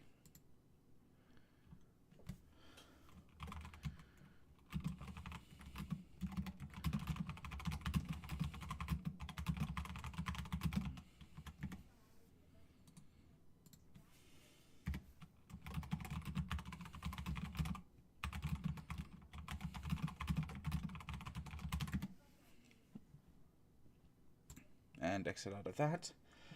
Okay. We are at 11:49. That was a good article. That was a good article.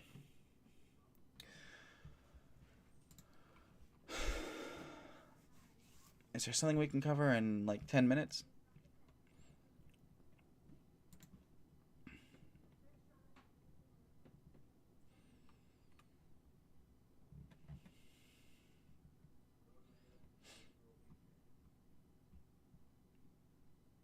Yeah, that's what we'll do. Who wants to hear about Andrew Tate? Okay, so this is an article by Media Matters for America. If I understand correctly, Media Matters was started by the guy who played Al Bundy in All in the Family because he was sick and tired of misinformation from right-wing sources on the news. They've been sued a lot by especially far-right people after they were repeatedly used by people like Jon Stewart to, like, clips from Media Matter used to be used all the time on all kinds of news networks. And especially when talking about extremism, because that's one of the things that they document, is extremism in the media. Or was that Right Wing Watch? I don't know. But we can go over this in 10 minutes. MAGA and Manosphere podcasts have helped Andrew Tate reach millions while he was stateside. Misogynist influencer's girlfriend reportedly says he sexually assaulted her while he was in the States. I should have added a trigger warning. This is going to be about Andrew Tate. That means there is almost an inevitability that we're going to be talking about sexual violence and sexual assault. So if that's not your thing, feel free to leave until like 12:30. Or not 12:30, until like 12:10.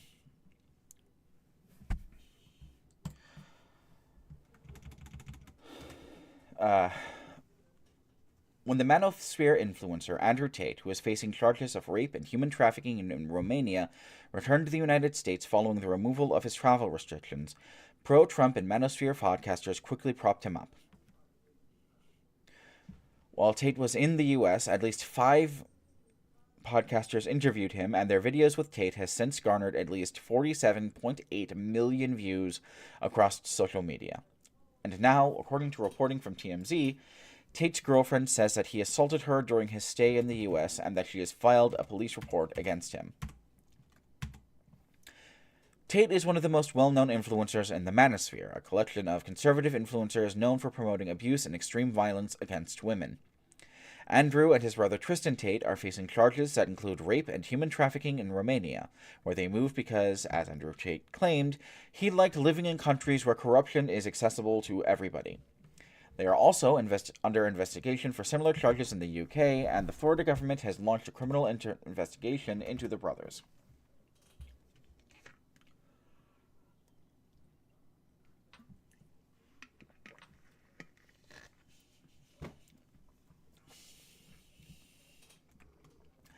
After Romanian prosecutors removed travel restrictions on the brothers in late February, Tate visited the United States for several weeks and then returned to Romania. According to TMZ, one of Andrew Tate's girlfriends filed a sexual assault report a few days after Tate left for Romania. TMZ wrote that she says he nearly choked her unconscious during a violent sexual encounter on March 11th and published an image of a medical document that diagnosed her as post-concussive in a couple days after the encounter.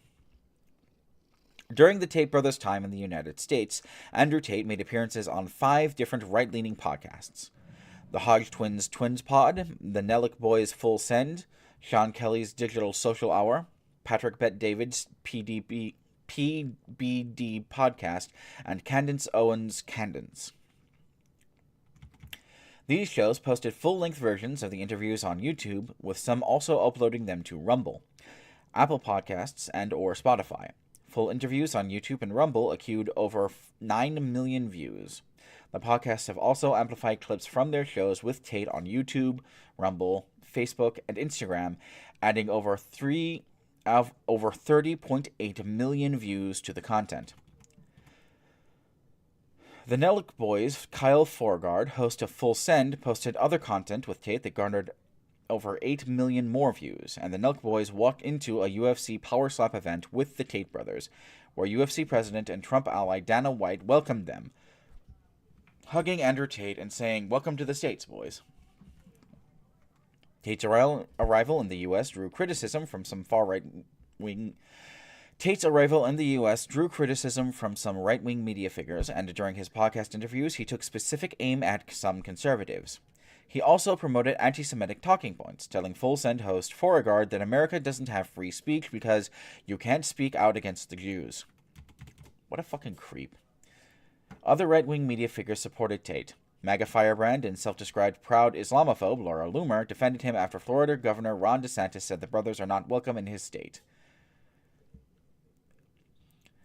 And Blaze Media's Jason Whitlock, who had previously criticized Andrew, insisted that Tate is necessary to win this information war. How are you so far off the deep end that Ron DeSantis says that you're not welcome in his state? I mean, he doesn't say that about anyone. I mean, he says it about black people. He says it about socialists. He has said both of those things. But to be on the far... Well, I guess Andrew Tate is kind of a person of color, so... that almost makes sense. In that sense. But yeah... Andrew Tate beat up one of his girlfriends and did a press tour here in the States. And everybody made money off of it. Because apparently his face is a moneymaker. It's embarrassing. It's fucking embarrassing. It is almost noon. Or not noon. It is almost midnight. That means that we're going to take another break. But first, I'm going to read off the... I'm going to read my Ko-Fi picture again. I will briefly remind you that if you inexorably...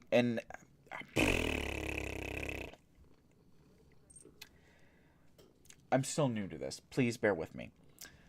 I will also briefly remind you that if you inexplicably feel like this live stream is worth supporting...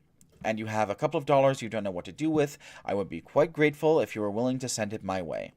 My computer is in need of several upgrades. My CPU, drives, and graphic card are all 7 years old. If I'm upgrading all that, I probably want to upgrade my motherboard to make sure everything works smoothly. Meaning the only things I'm keeping from my computer is the 36 gig RAM sticks, the case, and the 700 watt power supply. Also, not for nothing, but I have bills to pay and groceries to buy. I'm going to start at $50 for this week. That for sure is going to go towards groceries and bills. After that, half of what I get is going to bills and half is going to updating my computer.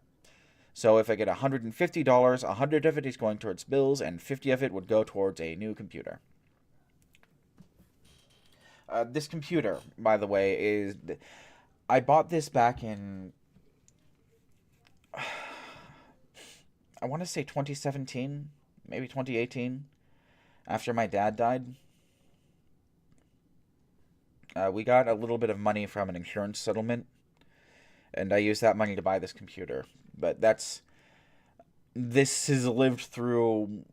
computer has lived through 3 now administrations of presidents.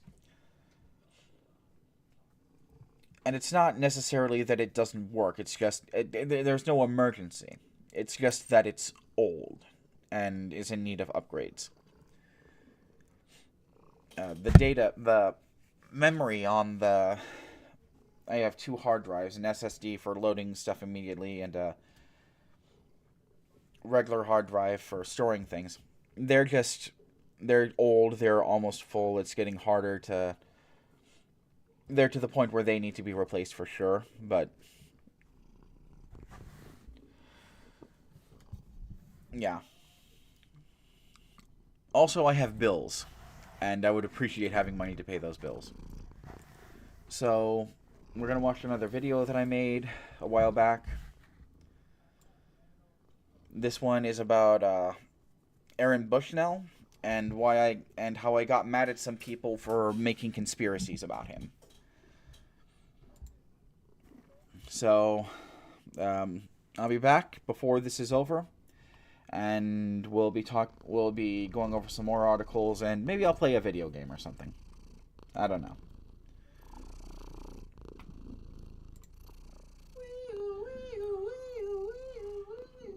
Emergency quick points.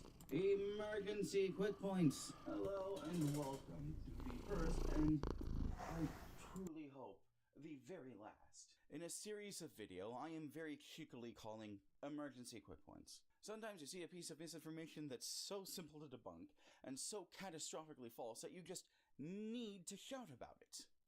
And I can do that. I have a YouTube channel. So in today's Misinformation Fiesta, we have the New York Post claiming that a close pal of Aaron Bushnell had evidence of secret war crimes the U.S. was committing in Gaza, and also of evidence that would lead directly to the arrest of Hillary Clinton.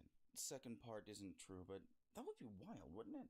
No, the well-known and poorly regarded tabloid rag, the New York Post, is claiming, without evidence, something they explicitly state that Aaron Bushnell, the U.S. airman who, well, you've seen the video, was witness to evidence that United States troops were directly participating in the extermination campaign that is occurring in Gaza. So let me go over 3 reasons real quick why I think this is fake and stupid. 1. Bushnell conspicuously did not mention this during his, last walk? Are we calling it his last walk? I don't know, when he lit himself on fire in front of the Israeli embassy. I happen to be of the mind that Bushnell was of sound mind and body when he lit himself on fire in front of the Israeli embassy. He was trying to impart a gravity to his words that would not otherwise be available. And I believe that if he was witness to the sort of thing that the New York Post is talking about, he would have mentioned it. What would anyone have done to stop him? Do you think shooting him would have done it? And I've seen people already claim that, oh, he had the information, but the feds or the spooks picked it up. I'm critical of that, too, for 2 reasons. 1, neither the feds, nor the spooks, nor the NSA. Do we have a catchy epithet for the NSA? Tell me in the comments. No one intercepted his communications with CrimeThink, which linked to the live stream. I'm to understand if you've seen the unedited version of that video, CrimeThink are the reason why. And second, they didn't stop the live stream! If he had information, he could have provided it in the live stream, in a document in the live stream. He could have provided it in a document to CrimeThink. He could have provided it in a document on Reddit, which he frequented. I just cannot believe that someone who went to the lengths that Bushnell did had the information that they are saying that he did and did not release it. It's that simple. Point number 2, we already know that the U.S. is complicit in the extermination campaign in Gaza. We know that the United States is sending musicians? We're sending Billy Joel to Israel. We know that the United States is sending munitions to Israel, and we know that Israel is using those munitions to blow up hospitals and refugee camps and little children, which is a fun and cheeky way of saying that the U.S. is complicit in war crimes. I will also note that Bushnell specifically stated he would no longer be complicit in war crimes. A conclusion we can make from this is that any information that would hypothetically be provided here is extemporaneous, superfluous. The U.S. is already guilty of the thing, and we know that they're guilty of the thing. It's just more evidence. And vitally, this is evidence that they have no way to confirm. They admit it. Point number 3, and this is the really important one. What is this information, the existence, the hypothetical existence of this information, asking you to do? When Aaron Bushnell went out on his last walk, he sent a clear message. We have to do something about Gaza. We have to do something about Gaza right this second. It was an immediate call to radical action. That's what self-immolation typically is. But suggesting that Bushnell was gesturing in the direction of secret information that will lead directly to the arrest of Joe Biden and Benjamin Netanyahu sort of feels like it's saying that we need to find that information before we do anything, because that information is going to be the silver bullet. And maybe this is just me, but it has big stand back and stand by energy. And it genuinely offends me. It makes me viscerally angry to suggest that the guy who immolated himself in front of the Israeli embassy in order to protest the ongoing ethnic cleansing campaign in Gaza was telling you to stand back and stand by. It doesn't add up.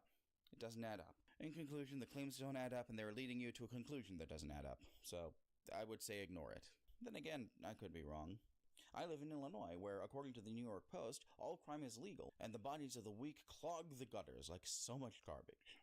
Thanks for watching this. If you enjoyed this, you're wrong, but you might also enjoy a video I made called Buying In. It's only got 300 views. Please watch it. It's very important and very pertinent to things happening right now. Also, I have a Ko-Fi. Pay me.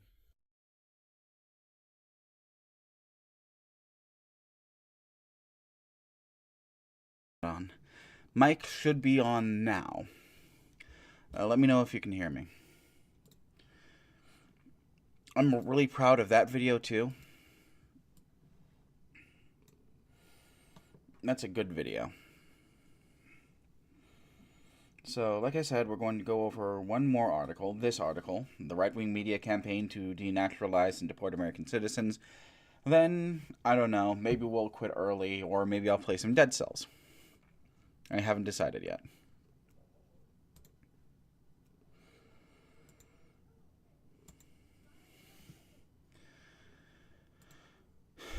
Okay. So, this is another article from Media Matters. Like I said, it's called The Right-Wing Media Campaign to Denaturalize and Deport American Citizens by John Neffel. This guy. Naturalized citizens have the rights and privileges of those born in the United States, but conservative pundits are looking for ways to remove them from the country. I love you, Switchy, but you're kind of in the way. I love Switch, but he's kind of in the way right now. Okay. Right-wing media figures are escalating a long-running campaign to give the president vast powers to denaturalize and deport naturalized citizens, a generally rare occurrence that would represent a significant new front in President Donald Trump's campaign to restrict immigration and limit citizenship in the United States. On March 19th, let me post this in the chat. And put and Media Matters in heart.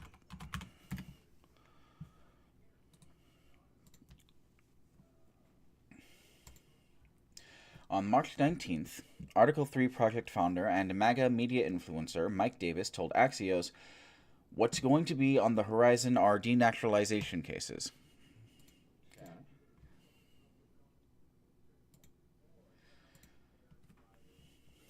You're going to have Hamas supporters who have been naturalized within the last 10 years, and they are eligible to lose their status as citizens and get deported, he added. It's worth it. What a scumbag. The article reported that Trump's campaign to restrict immigration through the Supreme Court is being spearheaded by Stephen Miller, the White House Deputy Chief of Staff for Policy. Naturalized U.S. citizens are people born outside of the United States who have gone through a lengthy process to secure the rights and privileges of somebody born in the country. Since the end of the Cold War, it has been unusual for the U.S. to denaturalize citizens, with only about 11 instances per year between 1990 and 2017, according to the Immigrant Legal Resource Center. In recent years, conservative pundits and think tanks have sought to drastically increase those numbers. MAGA media figures have targeted pro-Palestinian organizers, a high-profile journalist, and, in at least one instance, a sitting member of Congress in their campaigns to denaturalize citizens, which are frequently directed at people who are or perceived to be Muslim. These threats are extreme, even by right-wing media standards, and where MAGA punditry often falls light on specifics, white papers from conservative think tanks look to offer a veneer of policy respectability to the calls for ramping up denaturalization. Next segment. Trump 2.0 looks to turbocharge Trump 1.0 denaturalization initiatives.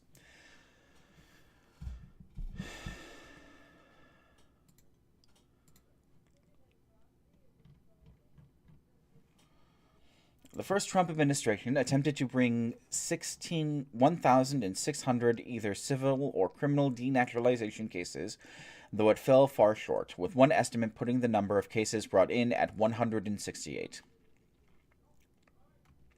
The second Trump administration is attempting to revive those efforts, in part by including the section of the U.S. Code that controls revoking citizenship in one of the administration's Day 1 executive orders. Less cryptically, Trump advisor Stephen Miller wrote on X, formerly Twitter, "Well, we call that shit in this house. We call it shit. Shit, formerly Twitter. In 2023, we started a new denaturalization project under Trump. In 2025, expect it to be turbocharged." And he says that right here. Jack Pozo. We used to strip foreign-born anarchists and communists of citizenship and deport them. Laws still on the books, just planting seeds. And then Stephen Miller is like, yes, we started a new denaturalization project under Trump. In 2025, expect it to be turbocharged. That's my best creepy Dracula impression. Miller was responding to MAGA influencer Jack Posobiec, who has written, "We used to strip..." You read that. Next section. MAGA media goes all in on denaturalization. The Article 3 Project's Mike Davis is perhaps the loudest voice in MAGA media pushing for Trump to ramp up denaturalization efforts, which he frequently directs at pro-Palestinian activists. The calls for denaturalization are part of a larger right-wing media campaign to smear pro-Palestinian protests. Palestinians being considered for refugee relocation and Palestinian activists like Mahmoud Khalil, a green card holder arrested and detained by ICE. That's the guy who he was. Everyone and their mother was reporting on that a couple weeks ago. That's who that is. Here are some instances of right-wing media figures saying denaturalization is the way to go. On October 22nd, 2023, Davis wrote on Shet that he was calling for the denaturalization of naturalized American citizens who support Hamas. He continued, for those naturalized within the last 5 years, their current support of Hamas is prima facie evidence that they lied on their citizenship applications. Support for Hamas, presumably in this case being any criticism of Israel. Like, that's the thing to keep in mind. When they say you're supporting Hamas, what they're really saying is you aren't supporting the wanton and needless slaughter of women and children in Gaza. That's what these people want. Like, these books here are all about how the Red Wing wants that slaughter and how they've been planning it since the 60s. That's another thing I've been working on for a long time. Barely a week later, Davis appeared on Fox News' The Ingram Angle and promised when President Trump is back in office, he's going to revoke all of these visas of these Hamas supporters, and I think he's going to resume the denaturalization process for naturalized American citizens who lied on their applications for citizenship and supported the terrorism. Why do all these people speak in run-on sentences? It's infuriating. Host Laura Ingraham earlier praised the wisdom in Trump's Muslim ban, to which Davis added, maybe it's not such a good idea to import people from the third world, Marxist hellholes who hate America and everything we stand for. It's like...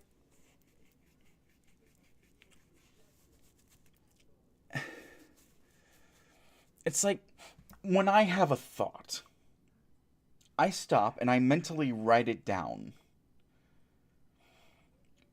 Do people not do that? We have sentence structure for a reason. The next month, Davis wrote that journalist Mehdi Hassan was on my lists to indict for... Okay, he has list 2, list 4, list 6, and list 3. List 2 is indict. List 4 is detain, List 6 is denaturalize, and List 3 is deport. Davis said, I already have his spot picked out in the D.C. Gulag.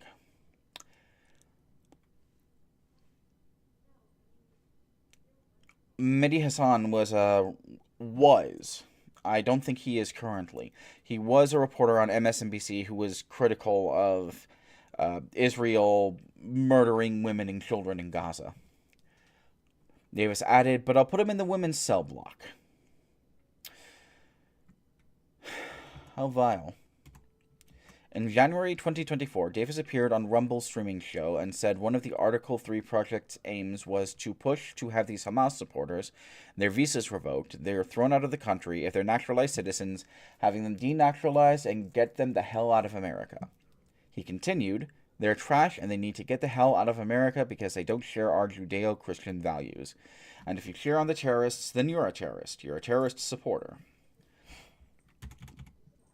On March 24th, Davis responded to a video posted on Shit of Palestinian woman confronting Senator John Fetterman by writing, "We must revoke visas, denaturalize citizens, and deport Hamas supporters." Davis also denied the existence of Palestinian national identity, a common and racist anti-Palestinian trope. Days later, Davis reacted to a video of a pro-Palestinian demonstration by writing, "Revoke their visas, denaturalize them, send them home." Although Davis may be the loudest advocate for denaturalizing citizens, he's far from alone in MAGA media. Davis's Article 3 Project colleague Will Chamberlain also called for Mehdi Hassan to be denaturalized and deported. On March 15th, Hassan wrote on Shit, "Abolish ICE." Chamberlain responded, "Denaturalize and deport Mehdi Hassan." In a follow-up post 4 days later, he wrote, "Update, I have created a March Madness bracket to celebrate Mehdi's immediate deportation. Winner gets to personally escort Mehdi to his repatriation flight." Chamberlain also threatened to deport Derek Guy, a popular commentator on men's fashion, writing, "Don't worry, we'll get around to you as well. I hear tailoring is a thriving industry in Vietnam." Steve Bannon's War Room co-host, Natalie Winters, and guest Theo Vold, who served as Deputy Assistant for the Domestic Policy in the first Trump administration, both agreed that increased denaturalizations were necessary if Trump regained the presidency.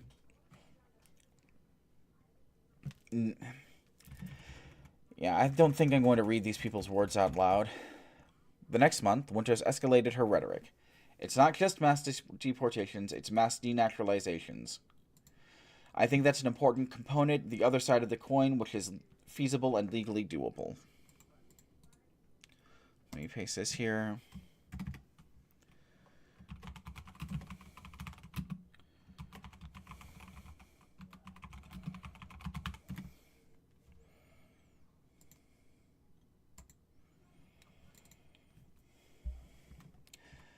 In the midst of a manufactured right-wing media scandal built on a mistranslation of a speech given by Representative Ilhan Omar, Turning Point USA founder Charlie Kirk made what he called the case to denaturalize and deport Ilhan Omar.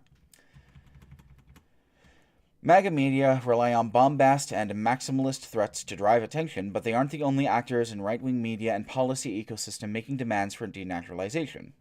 Their commentary is complemented by the work of conservative think tanks, which attempt to provide an air of sophistication to support the Trump administration's policies. The next section is Project 2025 offers Andon sound... I don't know that word. Project 2025 offers policy to support discriminatory denaturalization efforts.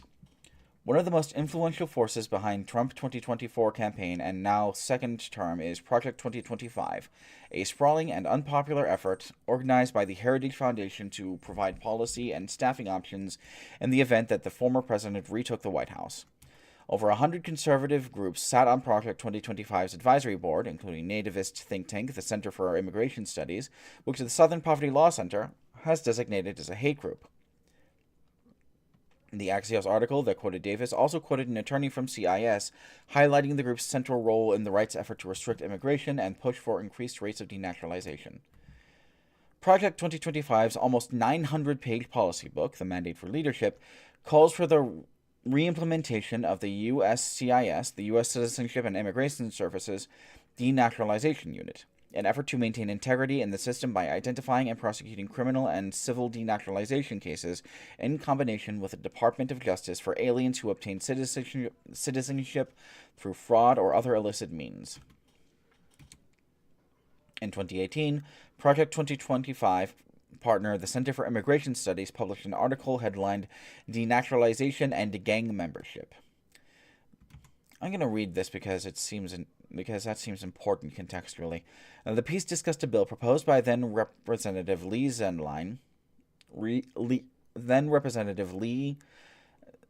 Zeldin, now Trump's Administrator of Environmental Protection Agency. Oh dear.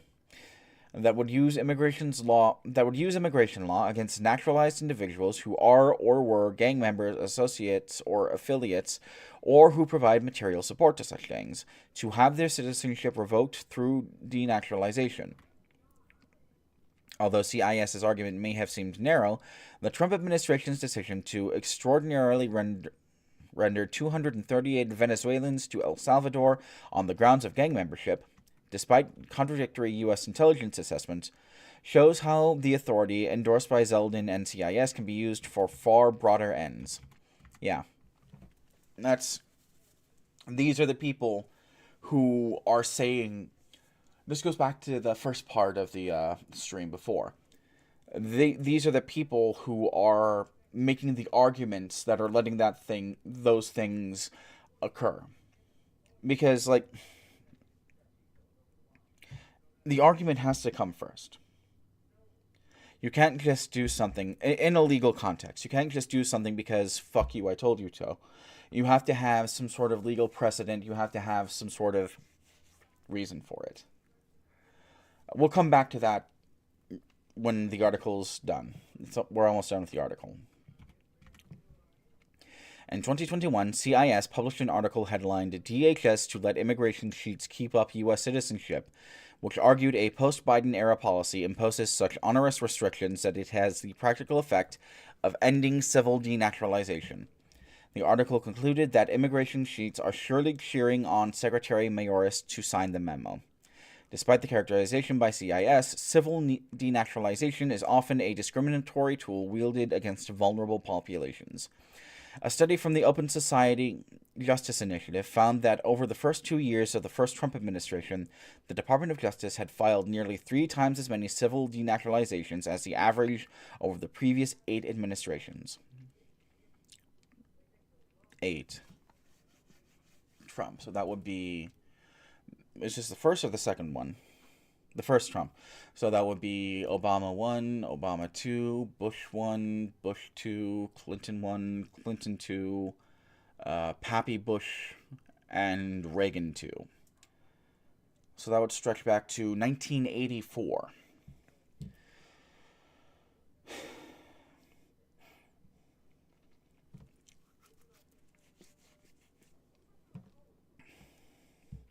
An analysis of the study by Asian Americans Advancing Justice, Asian Law Caucus, added that 49% of all civil denaturalization cases filed targeted 49% of all civil denaturalization cases filed targeted citizens whose country of origin is a special interest country, a label often used as a proxy for Muslim-majority countries with significant Muslim populations, which includes India, Nigeria, Bangladesh, and Pakistan. And then you see here, this is the sources that they have. Denaturalization as a tool for political oppression. The premise underlying the right's anti-immigration arguments, sometimes implicit, sometimes explicit, is that certain categories of people don't have fundamental civil rights and their entire life is contingent on the whims of an increasingly fascistic. Their entire life is contingent on the whims of an increasingly fascistic federal government. These efforts are about reproducing a social hierarchy where some individuals are protected less than others in the eyes of the law based on their religion, natural origins, or political beliefs. Now, as right-wing media and their allies in the Trump administration wage an all-out campaign against immigrants,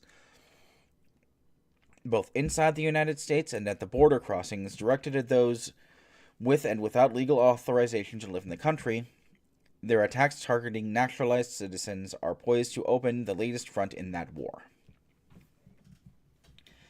Again, this article is called The Right-Wing Media Campaign to Denaturalize and Deport American Citizens, and it is by John Neffel.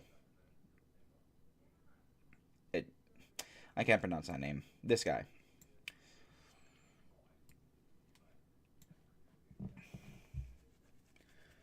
So like I was saying, we are seeing right now these deportations used as a weapon. Not just a weapon to get rid of people on the surface, right? Because it will be used that way regardless. But it's being used as a weapon of terror. People are being snatched out of the streets in broad daylight. The reason the case of this person here is noteworthy is because 6 people mobbed up on her. Let's watch this.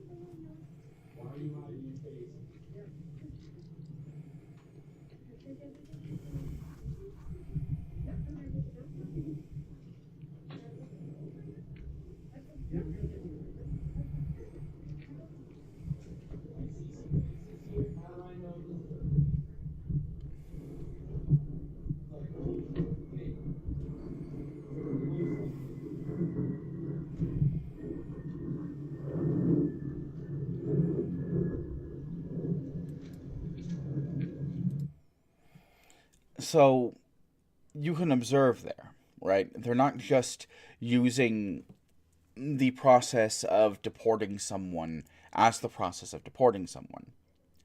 They want people to know that they're going to be snatched right out of the street in broad daylight. They want people to feel powerless to stop them. And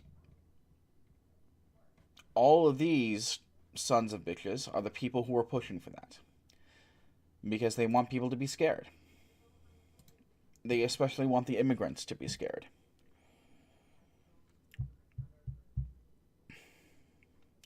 That's part of why, you need to be... We need to stand up and show... We need to go out and stand up for these people. These people being immigrants. You know someone who's an immigrant or, is a naturalized citizen or something like that. These people are... I don't know.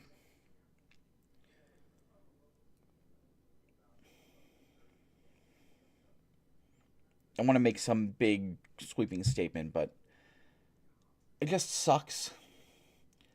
Anyone who tries to invoke fear, especially against people who have no ability to defend themselves, that sucks. People who use disproportionate violence against people who have no ability and no intention of defending themselves sucks.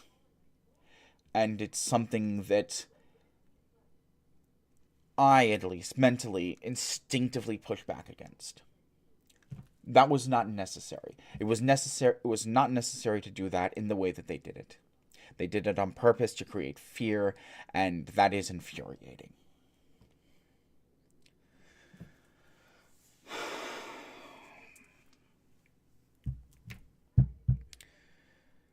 Yeah. I think I'm going to call it for the night. We can call it a bit early. I am not quite... I still need to do some setup for the OBS. I like this. I like, Let me get this. I don't know how well you can tell, but, in the background this whole time, this video has been going. That's a censure video from before.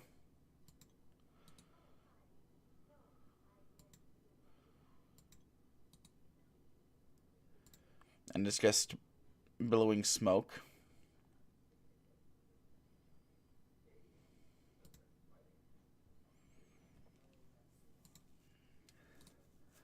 Actually,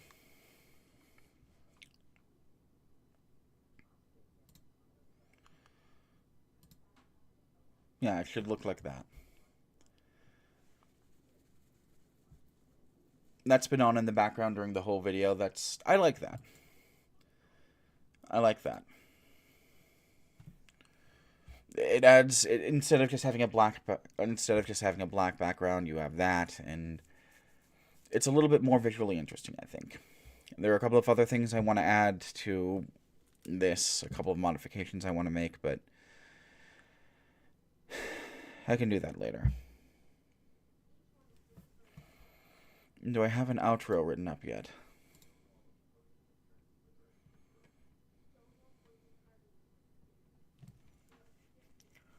I do not. So yeah, this is the end of the stream. This is the last bit of the stream. Tomorrow we're going to be going over breaking news, and we're going to be going over local news. That's what we're going to be doing on Tuesdays. The stream might be a little bit late tomorrow because I am in a constant state of expecting city council meetings to go long, and I have an obligation for several reasons to attend city council meetings, which means I'm going to be there, and if it goes long, I'm not going to be able to be here, because you can't be in two places at once. I still have a Ko-Fi, if you have some money, and I won't belabor that point. So, yeah. To all 2 of you left watching this, thank you for watching this from the bottom of my heart, and you have a wonderful evening. Get some rest.